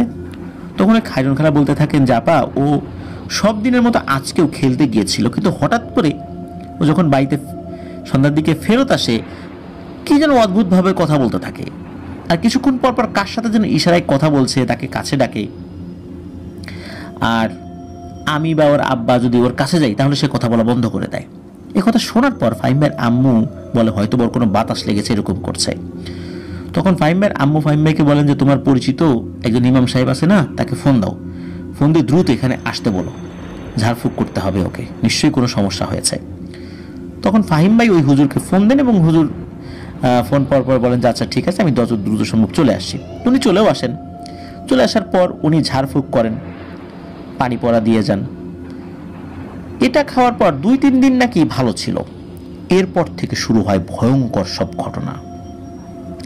দিনটা ছিল সোমবার, রাত 10টা কি 11টা হবে, মানে ওই শুক্রবারের পরে সোমবার। ঘটনা যেদিন শুরু হয়েছিল, যেই খবরটা এসেছিল ফাহিম ভাইয়ের কাছে, ওই দিনটা ছিল সোমবার, আর এখন হলো শুক্রবার, আর এখন হলো সোমবার। রাত 10টা কি 11টা হবে ওই সোমবারে। হঠাৎ করে ফাহিম ভাইয়ের আম্মুর ফোনে কল আসে, খায়রুন খালা ফোন করেছেন। ফোন করে বলছেন আপা, আমার মেয়েটা কেমন কেমন করছে, মুখটা কালো হয়ে গেছে, কথা বলছে না। তখন ওনার আম্মু বলছেন হুজুরের পানি পড়া খাওয়াও, আল্লাহ আল্লাহ করো, কালকে সকাল হলে হুজুরের কাছে নিয়ে যাব। কোনো মতে রাতটা পার হলো। ফাহিম ভাই এবং তার আম্মু এই খায়রুন খালার বাসায় গেলেন। গিয়ে দেখা গেল অবস্থা অনেক খারাপ। দ্রুত করে মানে খুবই তাড়াতাড়ি করে দ্রুততার সাথে নিয়ে যাওয়া হলো সেই হুজুরের কাছে। হুজুর এটা দেখে বললেন আমার দ্বারা এটা সম্ভব হবে না, কারণ হচ্ছে খুবই খারাপ প্রকৃতির এক ভয়ঙ্কর জিন ওই বাচ্চাটাকে ধরেছে। এই বাচ্চাটার সাথে ওর কি শত্রুতা, কেনই বাকে ধরেছে এটা আমি বুঝতে পারছি না। আর আমি যদি এটাকে ছাড়াতে যাই ওই বাচ্চার জীবন চলে যাবে এটা নিশ্চিত, কারণ আমারও বড় ক্ষতি হবে। আমার থেকেও বড় চিন্তা এই বাচ্চাটাকে নিয়ে, কারণ আমি এই জিনটাকে ছাড়ানোর পদ্ধতি জানি না। মনে হচ্ছে এটা ভিন্ন প্রজাতির কোনো একটা জিন। তখন ওই হুজুর ওনার ওস্তাদের কাছে নিয়ে যাওয়ার পরামর্শ দেন, যার কাছ থেকে উনি রুকিয়া থেকে শুরু করে নিয়ে এই টাইপের অনেক চিকিৎসা শিখেছিলেন। তো সেই ওস্তাদের কাছে নিয়ে যাওয়া হয়। ওস্তাদ কিছুক্ষণ দেখে বললেন এই বাচ্চার উপর যেই খারাপ জিনটা ভর করেছে এটি ব্ল্যাক ম্যাজিক জানা এক হিন্দু সম্প্রদায়ের জিন, আর এই জিনটাকে ছাড়ানোর যে পদ্ধতি রয়েছে এই পদ্ধতি উনি আসলে করতে পারবেন না, এটা তার কর্মকাণ্ডের মধ্যে পড়ে না। তো উনি একজনের নাম বলে দেন, উনি একজন হিন্দু পুরোহিত, একজন তান্ত্রিক প্লাস পুরোহিত। তো বলেন যে আমার পরিচিত এই ব্যক্তিটা আছে, তোমরা তার কাছে নিয়ে যাও, আমার কথা বলো যে আমি পাঠিয়েছি। ওনার কাছে নিয়ে গেলে উনি ওনার পদ্ধতিটা অবলম্বন করতে পারবেন, যেটা আমি পারবো না, এবং ওনার মাধ্যম দিয়েই এই বাচ্চার সমস্যাটা দূর হবে ইনশাল্লাহ। হুজুরের কাছ থেকে ওই পুরোহিতের খবর নিয়ে তার কাছে যাওয়া হলো। উনি অল্প কিছু সময় দেখেই বলে দিলেন, বিশেষ করে খায়রুন খালাকে, যে তোরা খুব পাপী, খুব লোভী, আর তোদের পাপের সাজা এই মাসুম বাচ্চা পাচ্ছে। এখনো সময় আছে, ঠিক ঠিক করে আমাকে বল কি করছিস, তা না হলে কিন্তু আমি এই কাজ ধরতে পারবো না, আমি বুঝতেই পারবো না কোন দিক থেকে শুরু করব। তখন এই খায়রুন খালার স্বামীর হঠাৎ করে মনে পড়ল প্রায় 1.5 বছর আগের কথা। জুলাই মাসের কোনো এক সপ্তাহে টানা বৃষ্টি হচ্ছিল, তাতে তাদের যে থাকার জায়গা ওখানে হাঁটু পানি হয়ে যায়। বলে রাখা ভালো যে আমরা শুরুতে একটা কথা বলেছিলাম, তাদের বাসার পাশে একটা বড় ড্রেন ছিল, বৃষ্টি টিষ্টি যদি বেশি সময় ধরে হতো তখন ওইটার পানি উপচে পড়ে তাদের ওই থাকার জায়গাটা প্লাবিত হতো আর কি। এইরকমই হয়েছিল। সারাদিন বৃষ্টি হয়েছে, রাত 1টার দিকে হঠাৎ করে পানি বেড়ে যাওয়ার কারণে তারা ঘুম থেকে ওঠে, আসবাবপত্র সরাতে হবে। হঠাৎ করে এই খায়রুন খালা পলিথিন ব্যাগে মোড়ানো কিছু একটা জিনিস তাদের ঘরের দরজার সামনে দেখতে পান। ওই ড্রেনের পানিতে ভেসে এসেছে, ভেসে এসে ওখানে থেমেছে। যেহেতু ড্রেনটা উপচে পড়েছে পানিতে, এই জন্য দিকটাতে চলে এসেছে। তো কৌতূহল বশত উনি ওই জিনিসটা ঘরে নিয়ে আসেন, আর উনি খুলে দেখেন সাদা কাপড়ে মোড়ানো কিছু একটা রয়েছে। তিনি মনে করেছেন ড্রেনের মধ্য দিয়ে হয়তো বা কারো ঘর থেকে দামি কোনো কিছু ভেসে এসেছে। লোভের কারণে তিনি ওটা খোলেন। খুলে দেখতে পেলেন একটা 1 কি 2 দিন বয়সী বাচ্চার মৃতদেহ ওখানে রয়েছে, আর ওইটার মধ্যে 1 কৌটা সিঁদুর এবং ওই কৌটার মধ্যে কিছু পয়সা রাখা। উনি ওই পয়সাগুলো গুনে গুনে দেখলেন মোট 150 টাকা হয়েছে। তিনি ওই টাকাগুলো রেখে পলিথিন ব্যাগটা আবার ড্রেনের পানিতে ছেড়ে দিলেন। এই কথা শোনার পর ওই তান্ত্রিক খুব রাগ করেন, যেটা তুই কি করলি। আর ওনার স্বামী ওইরকম একটা ব্যাগ দেখেছিল, কিন্তু ওখান থেকে যে পয়সা বের করেছে এটা হয়েছে ওনার স্বামী অতটা খেয়াল করেন নাই। যখন এই বিষয়টা খায়রুন খালা বললেন তখন তো ওনার স্বামীর ওই সব কিছু মনে পড়ে গেল। ওনার স্বামী তো তাকে খুব বকাঝকা শুরু করলেন। তখন ওই তান্ত্রিক আবারও বলেন, তোরা কি আমার কাছে এসেছিস ঝগড়া করার জন্য নাকি সমস্যার সমাধান করার জন্য? এখন ঝগড়া যদি করতে থাকিস তাহলে চলে যা, বাড়িতে গিয়ে ঝগড়া কর, এই বাচ্চাটাকেও নিয়ে যা, এই বাচ্চার আর কোনো কিছু আমি করব না। তখন ওনারা দুইজনে থামেন। ওই তান্ত্রিক বলে দেন যে যেই লাশটাকে তোরা ঘরে এনেছিলি ওইটা মূলত কালো জাদু করার জন্য আর একজন লোক আর একটা বাড়িতে পাঠিয়েছিল। মূলত বৃষ্টির কারণে এটা ভেসে আসে, আর তুই যখন ওটা খুলেছিস ওইটার সাথে চালান করা ভয়ঙ্কর এক পিশাচ তোর বাচ্চার উপর প্রভাব বিস্তার করেছে। মূলত এই ধরনের কালো জাদু করাই হয়, যেই এই জিনিসটা খুলবে, যে হাত লাগাবে, তার বাড়িতে থাকা বাচ্চার উপর ওই পিশাচটা নজর দেবে, এবং ওই পিশাচের কাজই হচ্ছে ওই বাচ্চাটাকে হত্যা করা। এটাই তার মিশন, এটা করেই সে যাবে। এখন তোরা যদি তোদের বাচ্চাকে বাঁচাতে চাস তাহলে তোদেরকেই অনেক কিছু করতে হবে, আমার আসলে তেমন কিছু করণীয় নাই, আমি শুধু পদ্ধতিগুলো বলে দেব। তখন এই খায়রুন খালার হাজব্যান্ড এবং খায়রুন খালা বলেন যে আপনি যা যা বলবেন আমরা সব করতে রাজি আছি, আমরা আমাদের এই একমাত্র সন্তানটাকে বাঁচাতে চাই। তখন ওই তান্ত্রিক বলেন তোদের 3টা কাজ করতে হবে। একটা জিনিস তোদেরকে নিয়ে আসতে হবে মন্দির থেকে, আর আমি মন্দিরের যেই দায়িত্বশীল আছে তাদেরকে কিছু বলে দিব, সমস্যা হবে না। তবে সাহস রাখতে হবে, মানুষ তোদেরকে কিছু না বললেও কিছু কাজ তোদেরকেই করতে হবে, আর মানুষ কিছু না বললেও পিশাচ শ্রেণীর জিনরা তোদেরকে ছেড়ে দিবে না, তোদেরকে ধোঁকা দেওয়ার চেষ্টা করবে। তো তোরা এই কাজটা করবি, আমার যা যা করণীয় আমি বলে দিব সেখানে। তো উনি একটা জিনিস বলে দেন যে ওই জিনিসটা মন্দির থেকে আনতে হবে, একটা জিনিসের কথা বলে দেন আর কি। আর উনি ওই মন্দিরের যারা দায়িত্বে ছিলেন তারাও বলে দেন যে তোমরা রাতের বেলা কেউ ওখানে থাকবা না, একজন যাবে, ও যেটা করতে চায় সেটা করে চলে আসবে, আর মন্দিরের কোনো অবমাননাও করবে না, এতটুকু নিশ্চিন্তে থাকো। তো ওই তান্ত্রিক কিন্তু তার জায়গা থেকে সেফটিটা দিয়েছিলেন আর কি। এরপর উনি বলে দেন যে এক দাম দিয়ে একটা কচি পাঠা কিনে আনতে হবে, আর 7টা তাজা জবা ফুল আনতে হবে, আর এগুলো আনার পর ওই তান্ত্রিক বলে দিবেন যে কিভাবে কি করতে হবে। তান্ত্রিক বলে দেন এগুলো শনিবার রাতের মধ্যে তার কাছে এনে দিতে হবে। শনিবার রাত ঠিক 11টার পর ওই মন্দিরে যেতে বলেছিলেন তাকে। তো সব কিছুই ঠিকঠাক মতো করা হয়। মূলত ওই মন্দির থেকে উনি যখন ফেরত আসবেন তখন পেছন থেকে নাকি বারবার বলা হয় যে এই পেছনে তাকা, তুই যা চাইবি তাই পাবি, খালি পেছন দিকে তাকা। কিন্তু তান্ত্রিক কিন্তু এই খায়রুন খালার হাজব্যান্ডকে বলে দিয়েছিলেন যে অনেক ধরনের কথাবার্তা বলবে, ভুলেও কিন্তু পেছন দিকে তাকাবি না এবং ওদের ডাকে সাড়াও দিবি না। যদি পেছন থেকে ডাকে, পেছন দিকে তাকাস আর না তাকাস, যদি সাড়া যদি দিস, ধর তোর নাম ধরে ডাকলো, তুই বললি হু, মানে সাড়া দিলি, তাহলেই কিন্তু সর্বনাশ হয়ে যাবে। সাড়াও দেয়া যাবে না, সাড়া দিলে মৃত্যু তোর নিশ্চিত, আর তোর মেয়েও মারা যাবে।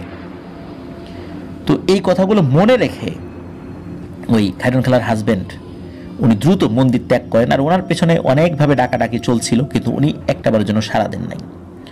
পরে ওনার আরেক বন্ধুর বাড়ি থেকে তাজা দেখে 7টা জবা ফুল এবং একদমে একটা কচি পাঠা নিয়ে উনি তান্ত্রিকের কাছে যান। তান্ত্রিক সেই পাঠার রক্ত, তারপর মন্দির থেকে আনা যে জিনিসগুলো, তারপরে জবা ফুল, এগুলো মিক্স করে একটা কৌটার মধ্যে দেন এবং বললেন, রাত 1টার সময় মাঝ নদীতে যাবি, তুই আর তোর বউ একটা নৌকা নিয়ে সেখানে যাবি, সেখানে গিয়ে এই কৌটাটা পানিতে ফেলে দিবি, আর একটা বোতলে করে ঠিক ওইখান থেকে কিছু পানি নিয়ে চলে আসবি, সেগুলো নিয়ে আমার কাছে আসবি। আর যাওয়ার সময় উনি বলে দিলেন, তোদের সামনে কিন্তু অনেক বিপদ আসবে, অনেক ভয় দেখাবে, তোরা কিন্তু ভয় পাস না। তোদের অনেক পরিচিত মানুষের গলা নিয়ে ডাকবে, ভুলেও পিছন দিকে তাকাস না, তাকালেই কিন্তু বিপদ। আগের বার শুধু একজন গিয়েছে, এবার কিন্তু তোদের 2জনকে যেতে হবে, কিন্তু 2জনের মধ্যে একজন যদি ভুল করিস তাহলে কিন্তু বিপদ হয়ে যাবে। তো যাই হোক, খায়রুন খালা এবং খায়রুন খালার হাজব্যান্ড ওনারা 2জনই নদীর পাড়ে আসেন রাতের বেলা। তারা ঘাট থেকে একটি নৌকা নিয়ে মাঝ নদীতে যান। পোটলা থেকে সেই কৌটাটা বের করে নদীতে ফেলেও দিলেন, আর কিছু পানি বোতলে ভরেও নিলেন। এই পর্যন্ত কোনো সমস্যা হয়নি, কিন্তু সমস্যা শুরু হলো ফেরত আসার বেলায়। তারা যখনই নৌকাটাকে আবার ঘাটের কাছে নিয়ে আসবেন, তখন তারা ফিল করেন ওই নৌকাটা এক চুলো সামনের দিকে এগোচ্ছে না, মনে হচ্ছে এটা একদম আটকে গেছে কোনো কিছুর সাথে, এক চুলো নড়ছে না। তারা তো আল্লাহ আল্লাহ করতে লাগলেন, আল্লাহ আমার মেয়েটাকে বাঁচাও, কি বিপদে পড়লাম, আল্লাহ হেফাজত করো। আর ওই সময় হঠাৎ করে মনে পড়ে গেল, আসার সময় ওই পুরোহিত একটা পুটলির মতো দিয়েছিলেন এবং বলেছিলেন, যদি মাঝ নদীতে কোনো বিপদ হয় তাহলে এটা পানিতে ফেলে দিবি, তাহলেই আর কোনো সমস্যা হবে না। তখন ওই বিষয়টা মনে পড়ে, তখন ওই জিনিসটা পানিতে ফেলে দেওয়ার সাথে সাথে নৌকা স্বাভাবিক হয়ে যায়, চলা শুরু করে বলতে ওনারা চালানো শুরু যখন করেছেন, নৌকাটা এগিয়ে যাচ্ছে। যখন এগিয়ে যাচ্ছিল তখনও এক অদ্ভুত শব্দ ওনাদের কানে আসছিল। ওনারা সহি সালামতে নৌকাটা নিয়ে ঘাটের কাছে চলে আসেন। নৌকা থেকে নামার পর ওনারা যখন বাড়ির পথ ধরেছেন, তখন কিন্তু এই খায়রুন খালা এবং খায়রুন খালার হাজব্যান্ডের মা, বাবা, চাচা, ফুপু অনেকের গলা নকল করে ডাকাডাকি হচ্ছে পেছন থেকে। কিন্তু যাদের গলা ধরে ডাকছিল, এদের একজনও কিন্তু পৃথিবীতে বেঁচে নেই। ওনারা কিন্তু পুরো সময়টা আল্লাহর অশেষ রহমতে সেন্সটা ধরে রাখতে পেরেছিলেন যে ওনারা মায়াজালে আবদ্ধ হন নাই। ওনারা খুব দ্রুত ওই স্থান ত্যাগ করেন এবং রাতের বেলায় তান্ত্রিকের বাসায় পৌঁছে যান। তখন রাত প্রায় 3টা বেজেছে। তখন তান্ত্রিক বলেন, এখন কাজ শেষ করা যাবে না, ঠিক ফজরের আজানের আগে এই পানি দিয়ে তোদের মেয়েকে গোসল করাবি, ঠিক যেভাবে বলেছি এভাবে করবি, উল্টো পাল্টা যেন কিছু না হয়। তো তান্ত্রিকের কাছ থেকে তারা দ্রুত বাসায় চলে আসেন আর ভাবেন এখনো প্রায় 2 ঘন্টার মতো সময় আছে, ফজরের আজান একটু ঘুমিয়ে নেওয়া যায়, একটু ঘুমালে খারাপ হয় না, অনেক কষ্ট করেছি। তারা ঘুমিয়েও পড়েন, কিন্তু তাদের যখন ঘুম ভাঙে তারা শুনতে পায় ফজরের আজান হচ্ছে। তাদের যখন ঘুম ভাঙে, ফজরের আজান যখন হচ্ছে, তখন তাড়াহুড়া করে তুলিকে, মানে তাদের মেয়েকে নদী থেকে আনা পানি দিয়ে গোসল করান। সকালে যখন তারা তান্ত্রিকের কাছে যান, তখন তান্ত্রিক বলেন, আহারে কি করলি, এত কষ্ট করলি মেয়েটাকে বাঁচানোর জন্য, জীবনের ঝুঁকি নিলি তোরা, আর শেষ মুহূর্তে এসে এরকম ভুল করে ফেললি তোরা। সময় মতো কাজটি না করার কারণে যে বিপদটা সামনে আছে, এখন কি হবে? তখন ওরা বলেন যে আমরা তো ভেবেছিলাম সময় মতো ঘুম থেকে উঠতে পারবো, কিন্তু উঠতে তো পারি নাই। তান্ত্রিক বলেন, তোরা কিন্তু নিজ ইচ্ছায় ঘুমাস নাই, মূলত ওই অশুভ শক্তিটাই তোদেরকে ঘুমের জালে ফেলেছে। খালা তো কান্নাকাটি শুরু করে দেন ওই পুরোহিত মশাইয়ের কাছ সামনে, বলেন যে আর কি কোনো উপায় নাই আমার মেয়েকে বাঁচানোর? তখন তান্ত্রিক বলেন, এখন তোর মেয়ের বয়স 4 বছর, তোর মেয়েকে 7 বছর পর্যন্ত খুব চোখে চোখে রাখতে হবে, যে কোনো সময় বিপদ আসতে পারে। তবে 7 বছরের মধ্যে কোনো বিপদ না আসলে আশা করা যায় আর কিছু হবে না, আর যা যা করার দরকার আমি করছি। তো এভাবে কেটে যায় আরও 2 বছর। তার মানে 2023 সালের দিকে কোনো এক মঙ্গলবার বিকেলবেলা তুলি তার খেলার সাথীদের সাথে বাইরে খেলছিল। সন্ধ্যার আগে তুলি যখন ঘরে ফেরত আসে তখন তার মা খেয়াল করে তুলির মধ্যে এক অদ্ভুত আচরণ, যেটা একটু আগেও ছিল না। মূলত ওই তান্ত্রিক বেশ কিছু বিষয় শিখিয়ে দিয়েছিলেন, এই কাজগুলো রেগুলার করতে হবে, তুলির সাথে কিছু জিনিস রাখতে হবে। তো তুলির সাথে একটা জিনিস ছিল, এইটা সে খেলতে খেলতে ফেলে দিয়েছিল। তো যখন তার মা দেখলো যে এটা তার সাথে নাই, দ্রুত আবার তুলি যেইখান দিয়ে খেলেছিল সেখানে গেলেন, কোথাও ওই জিনিসটা পাওয়া গেল না। সাথে সাথে তুলির বাবাকে ফোন করে বিষয়টা জানানো হয়। তিনিও বললেন রাত্রে বাসায় আসার পর তুলিকে নিয়ে ওই তান্ত্রিকের বাসায় যাবেন। তিনি রাত 9টার দিকে বাসায়ও আসেন। তো খালা দেখতে পেলেন যে তুলির বাবার সাথে আরও একজন মানুষ এসেছেন। তাকে চেনেন না, আগে দেখেনও নাই। তো রাতের বেলা যেহেতু তুলির বাবা এসেছেন, রাতের খাবারটা খেয়েই তুলিকে নিয়ে যেতে হবে। তখন তুলির বাবাকে এই খায়রুন খালা বলেন যে তোমার সাথে একজন মানুষ নিয়ে আসছে, তো তারও তো ভাত বেড়েছি, ডাকো, একসাথে ভাত খাও। এ কথা শোনার পর তুলির বাবা বলেন, ও তুলির মা, তুমি কি পাগল হইছো? আমার সাথে কে আসবে? এই কথা শোনার সাথে সাথে খায়রুন খালার মাথায় আকাশ ভেঙে পড়ল। তখন খায়রুন খালার মনে পড়লো, আরে তুলি তো পাশের রুমে একা ঘুমাচ্ছে। এইটা মনে হয় এই তুলির কাছে আসছে। দ্রুত উনি তুলির রুমে চলে গেলেন, গিয়েই দিয়েছেন প্রচন্ড জোরে এক চিৎকার। চিৎকার শুনে তুলির বাবাও দৌড়ে চলে এসেছেন। এসে যা দেখলেন, এটা কোনো বাবা মার পক্ষে দেখা সম্ভব নয়। দেখা গেল তুলির মুখ দিয়ে তাজা রক্ত গলগল করে বের হচ্ছে, আর মুখটা একদম কালো কুচকুচে হয়ে গেছে। অথচ তুলি কিন্তু সুন্দর ফর্সা ফুটফুটে একটা মেয়ে। সাথে সাথে তান্ত্রিককে খবর দেওয়া হয়। তিনি এসে তুলিকে দেখেন আর বলেন, তোদেরকে বলেছিলাম না মেয়েটাকে চোখে চোখে রাখার জন্য, তোরা আবার বেখেয়ালি হলি। আর ওই কালো ছায়াটা এই সুযোগে মেয়েটাকে নিয়ে গেল। তুই যে দেখেছিলি তোর স্বামীর সাথে একটা লোক ঘরে এসে ঢুকেছে, সে তো কোনো মানুষ ছিল না, মানুষের রূপ নিয়ে এসেছিল, যেটা তুই দেখেছিলি, কিন্তু তোর স্বামী দেখতে পায় নাই। মেয়েটাকে বাঁচাতে পারলাম না রে, আর তোদের ভুলের কারণেই তোরা তোদের মেয়েটাকে হারালি। সৃষ্টিকর্তা এভাবেই রেখেছিল, এই জন্য এটা হয়েছে। এই ঘটনার পর থেকে এই খায়রুন খালা নাকি কেমন যেন পাগলের মতো হয়ে যান, আর এই ফাহিম ভাইদের বাসায় কাজও বন্ধ করে দেন। আর এই ঘটনার পর ওনাদের গ্রামের বাড়ি নেত্রকোনা জেলায় চলে যান। এরপরে কি হয়েছিল কিনা সেটা জানা যায়নি, কারণ ওনার ফোন নাম্বারটা বন্ধ পাওয়া গিয়েছিল। ফাহিম ভাই বা ফাহিম ভাইয়ের পরিবার অনেক চেষ্টা করেও ওনাদের সাথে আর যোগাযোগ করতে পারেন নাই। প্রিয় লিসেনার্স, একবারের জন্য ভাবুন মানুষের রুচি কতটা নিচে নামলে একটা সদ্য জন্ম নেওয়া বাচ্চাকে দিয়ে ব্ল্যাক ম্যাজিক করানো যায়, এবং এই জিনিসটা যেই খুলবে তার ফ্যামিলির উপর ওই ভয়ঙ্কর পিশাচটা ভর করবে, বিশেষ করে ফ্যামিলির বাচ্চার উপরে। ভুল করে এই জিনিসটা করে ফেলেছিলেন। বর্ষার কারণে এই জিনিসটা ভেসেছিল কোনোভাবে, কিন্তু কোথা থেকে এসেছে এটা জানা যায় না। আসলে পানিতে ভেসে এসেছে। তো এই খায়রুন খালা ভুল করে জিনিসটা খুলে ফেলেছিলেন। শুধু খুলেছেন তাই না, ওই কৌটা থেকে পয়সাও নিয়েছিলেন। প্রিয় লিসেনার্স, আসলে কার বিপদ কখন কার উপর এসে পড়ে আমরা কেউ জানি না। তুলির মতো একটা ছোট্ট ফুটফুটে মেয়ে, যার উপর শরীয়তের হুকুম হাকামি প্রযোজ্য হয় নাই, এই নিষ্পাপ মেয়েটি সকলকে ছেড়ে চলে গেল। কি অপরাধ ছিল তার? কোনো অপরাধ তো ছিল না। কিছু মানুষের লোভের কারণে, কিছু মানুষের ব্ল্যাক ম্যাজিকের কারণে এরকম মানুষ আমাদের অজান্তেই প্রতিনিয়ত পৃথিবীতে ছেড়ে চলে যাচ্ছে। আর যিনি এগুলো করাচ্ছেন তিনি তো তার স্থান জাহান্নামে লিখেই রেখেছেন। আল্লাহ তো বলেই দিয়েছেন, যিনি জাদু করবেন, জাদুর সহায়তা করবেন, তার স্থান জাহান্নাম, চিরস্থায়ী জাহান্নাম। আল্লাহ এসব থেকে আমাদেরকে হেফাজত করুন। তুলি আমাদের এই ঘটনার মধ্য দিয়ে বেঁচে থাকবে আমাদের মনের মধ্যে। পৃথিবী থেকেও হারিয়ে গিয়েছে, আল্লাহর ডাকে সাড়া দিয়ে চলে গিয়েছে। এরকম তুলি যেন আর এই ধরনের ঘটনার শিকার না হয়। আফনান দ্য হরর ওয়ার্ল্ড পরিবার তুলি এবং তুলির আত্মার মাগফিরাত কামনা করছে, এবং তুলির মা বাবা, আমি জানি না তারা কখনো এই ঘটনা শুনবে কিনা।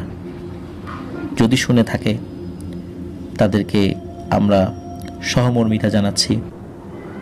তাদেরকে আল্লাহ তাআলা ভালো রাখুন, তাদেরকে নেক সন্তান দান করুন আল্লাহ তাআলা, তাদেরকে ধৈর্য ধারণ করার তৌফিক দান করুন, এবং এই তুলি যেন পরকালে তাদের মুক্তির ওসিলা হতে পারেন। কারণ তুলি তো নিষ্পাপ, সে শিশু, নিরপরাধ। আল্লাহ তাআলা আমাদেরকেও হেফাজত করুন এই ধরনের ব্ল্যাক ম্যাজিক থেকে। ধন্যবাদ জানাচ্ছি ফাহিম ভাইকে বিষয়টি সকলের সামনে তুলে ধরার জন্য। জি লিসেনার্স, আমরা চলে যাব আমাদের এবারের এপিসোডের শেষ ঘটনায়। আশা করছি এই ঘটনাটিও আপনাদের ভয়ের শিহরণ জাগাতে সক্ষম হবে ইনশাল্লাহ। চলুন চলে যাই সেই ঘটনায়। প্রিয়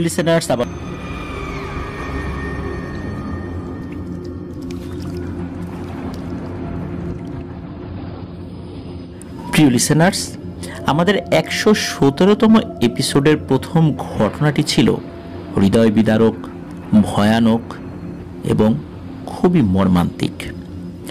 আর 117তম এপিসোডের যে শেষ ঘটনা এখন আপনাদের সামনে উপস্থাপন করব, এই ঘটনাটিও খুবই ভয়ানক, মর্মান্তিক এবং প্রতিনিয়ত হৃদয় বিদারক ঘটনা ঘটেই চলছে। এই জন্য এক মৃত্যুপুরী, আর এই মৃত্যুপুরীর নাম 23 মাইল। এটি কোথায়, কি হয় সেখানে, আপনাদের সামনে এখন উপস্থাপন করব। এই ঘটনাটির মাধ্যম দিয়েই 117তম এপিসোডটি শেষ হতে যাচ্ছে। তাই কিছু কথা বলে নিতে চাই। যারা এখনো আমাদের এই ভিডিওটা লাইক বাটনে প্রেস করেননি, অনুরোধ করছি লাইক বাটনে প্রেস করে দেবেন প্লিজ। আর এই ভিডিওটার লিঙ্কটাও শেয়ার করার অনুরোধ করছি। আমাদের চ্যানেলের লিঙ্কটাও আপনারা আপনাদের বিভিন্ন ফেসবুক গ্রুপ বা হোয়াটসঅ্যাপ গ্রুপ রয়েছে, বিভিন্ন গ্রুপের সাথে আপনারা যুক্ত রয়েছেন, সেখানে আমাদের এই চ্যানেলের লিঙ্কটা শেয়ার করতে পারেন। আপনাদের জানা বিভিন্ন সত্য ভয়ের ঘটনাগুলো আমরা পেতে চাই। আমরা বাংলাদেশের আনাচে কানাচে ছড়িয়ে ছিটিয়ে থাকা সত্য ভয়ের ঘটনাগুলো আপনাদের সামনে তুলে ধরতে চাই। শুধু বাংলাদেশ নয়, পৃথিবীর বিভিন্ন প্রান্তে ঘটে যাওয়া সত্য ভয়ের ঘটনাগুলো আমরা আমাদের লিসেনারদের মাধ্যম দিয়ে আপনাদের সামনে উপস্থাপন করতে চাই।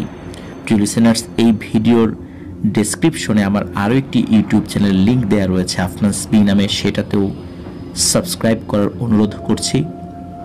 আর আপনারা আমাদের ফেসবুক পরিবারের সদস্য হতে পারবেন। আমাদের ফেসবুক পেজ এবং গ্রুপের লিঙ্ক এই ভিডিওর ডেসক্রিপশনে দেওয়া রয়েছে। সেখানে গিয়ে আপনারা আমাদের পরিবারের সদস্য হয়ে ফেসবুক পেজে আপনারা কমেন্ট করতে পারবেন, ফেসবুক গ্রুপে কমেন্ট এবং পোস্ট উভয়টাই করতে পারবেন। প্রিয় লিসেনার্স, আপনারা যারা ঘটনা পাঠাতে চান তারা লিখে অথবা রেকর্ড করে যে কোনোভাবে ঘটনা পাঠাতে পারবেন afnanthehorrorworld@gmail.com এই ইমেল অ্যাড্রেসে। ইমেল অ্যাড্রেসের স্পেলিংটা হচ্ছে AFNANTHEHORRORWORLD afnanthehorrorworld@gmail.com। যারা রেকর্ড করে ঘটনা পাঠাতে চান অবশ্যই তারা শুধু গুগল ড্রাইভে ঘটনা রেকর্ড করে পাঠাতে পারবেন। আর গুগল ড্রাইভের লিঙ্কটার অ্যাক্সেসটা পাবলিক করে দিতে হবে। গুগল ড্রাইভ ছাড়া অন্য কোনো লিঙ্কে যদি ঘটনা পাঠানো হয় তাহলে আমরা ওটা অ্যাকসেপ্ট করতে পারি না আমাদের সঙ্গত কারণে। এই জন্য অবশ্যই সবাই গুগল ড্রাইভে যদি রেকর্ড করে পাঠান এবং ঘটনাটি বড় হয়, যদি সরাসরি অ্যাটাচমেন্টে গিয়ে যদি দেখা যাচ্ছে যে ইমেইলে আপলোড হচ্ছে না, সেক্ষেত্রেই আপনারা গুগল ড্রাইভ করে পাঠাতে পারেন। কিন্তু এছাড়া অন্য কোনোভাবে আমরা ঘটনা নিতে পারছি না, বিশেষ করে রেকর্ড ফাইলগুলো। আর যারা লিখে পাঠাবেন তারাও ইমেল করেই পাঠাবেন, হোয়াটসঅ্যাপ, মেসেঞ্জার বা ভয়েস কলে আমরা ঘটনা নিতে পারছি না বলে আন্তরিকভাবে দুঃখিত। প্রিয় লিসেনার্স, চলুন শুরু করি মৃত্যুপুরী 23 মাইল। এই ঘটনাটি আমাদেরকে যিনি পাঠিয়েছেন তার নাম মোহাম্মদ ইমরান হোসেন। ওনার বাড়ি যশোর জেলার কেশবপুর উপজেলার ৬ নং কেশবপুর ইউনিয়নের আলতাপোল গ্রামে। উনি এর আগে অনেকগুলো ঘটনা আমাদেরকে পাঠিয়েছেন। ওনার ঘটনাগুলো আমরা আপনাদের সামনে উপস্থাপন করেছি। বিজয় দিবস উপলক্ষে আমরা যেই এপিসোডটি প্রচার করেছিলাম 2023 সালের 16 ডিসেম্বর, সেখানে কিন্তু ওনার একটি ঘটনা ছিল। প্রিয় লিসেনার্স, এখন যে ঘটনাটি আপনাদের সাথে শেয়ার করব, এই ঘটনাটি এটা যে শেষ হয়ে গেছে বিষয়টা এরকম নয়, এখনো চলছে। জানি না এটা কবে শেষ হবে। সবাই অনেক চেষ্টা করছেন এটাকে শেষ করার জন্য, কোনো এক অজানা কারণে সেটা শেষ হচ্ছে না। আর ইমরান হোসেন ভাইয়ের বর্তমান বয়স 28 বছর। এই 28 বছর বয়সে উনি বুঝতে শেখার পর থেকে এই মৃত্যুপুরী নিয়ে প্রতিনিয়ত বিভৎসতা, মর্মান্তিকতা দেখেই চলছেন। চলুন শুনে আসি। শুরুতেই বলি এই জায়গাটার অবস্থান। যশোরের কেশবপুর বাজার পার হয়ে চুকনগর রোডে কেশবপুর থেকে 23 মাইল বাজার পর্যন্ত 4.5 কিলোমিটার সোজা রাস্তা। এর মধ্যে তালতলা মোড় হলো মাঝখানে। তালতলা মোড়ে কিছু সংখ্যক ঘরবাড়ি থাকলেও বাকি রাস্তাটা ফাঁকা মাঠের মধ্য দিয়ে গিয়েছে। প্রথমে আসি ইমরান হোসেন ভাইয়ের চাচাতো বড় ভাই, তার সাথে কি ঘটেছিল। একদিন রাত্রে এক আত্মীয়ের বাসায় দাওয়াত খেয়ে রাত আনুমানিক 11টার পরে একাই বাইক নিয়ে বাসায় ফিরছিলেন। চুকনগর বাজার থেকে 23 মাইল বাজার পর্যন্ত কোনো সমস্যা ছাড়াই বাইক চালিয়ে চলে আসেন। 23 মাইল বাজার পার হয়ে কিছুটা পথ এগোতেই রাস্তার পাশে একটা 100 বছরের তেঁতুল গাছ ছিল। তেঁতুল গাছটি এমনভাবে রাস্তার উপর ডালপালা ছড়িয়ে দাঁড়িয়েছিল, অন্ধকার রাতে গাছের দিকে তাকালে শরীরটা ভয়ে শিউরে ওঠে। তো সেই ভাই বাইকের হেডলাইটের আলোতে দেখতে পান হঠাৎ করে বিশাল বড় একটা কাতল মাছ তেঁতুল গাছ থেকে ঠাস করে এই পিচ ঢালা রাস্তার উপরে পড়ে লাফালাফি করছে। হঠাৎ করে এই দৃশ্য দেখে সেই ভাই এতটাই ভয় পান যে উনি গাড়ির কন্ট্রোল হারিয়ে বাইক থেকে পড়ে যান একদম পিচ ঢালা রাস্তার উপরে। তবে খুব গুরুতর কিছু হয়নি। উনি তাড়াতাড়ি করে বাইকটাকে তুলে স্টার্ট দেওয়ার চেষ্টা করেন, কিন্তু বাইক কোনোভাবেই স্টার্ট নিচ্ছিল না। এদিকে ভাইয়ের গলা তো ভয়ে একদম শুকিয়ে গেছে। সামনে একটা বিশাল বড় কাতল মাছ লাফালাফি করছে, অথচ এখানে কাতল মাছ আসবে কোত্থেকে? তেঁতুল গাছের উপর থেকে কাতল মাছ আবার কিভাবে পড়ে? এরকম জিনিস তো উনি দেখছেন সামনে। আবার ওনার কাছে মনে হচ্ছিল কোনো একটা অবয়ব ওনার পেছনে দাঁড়িয়ে আছে। এর কয়েক মিনিট পরে পেছন থেকে একটা গাড়ি আসার উনি লাইট দেখতে পান। মনে হলো পেছন থেকে একটা গাড়ি এসছে। গাড়ির যে হেডলাইট জ্বালানো থাকে সেই আলো তো অনেক দূরে যায়। ওটা উনি দেখেই পেছন দিকে তাকান। তখন উনি ওনার পেছনে কোনো অবয়ব দেখতে না পেলে একটি গাড়ি আসতে দেখেন।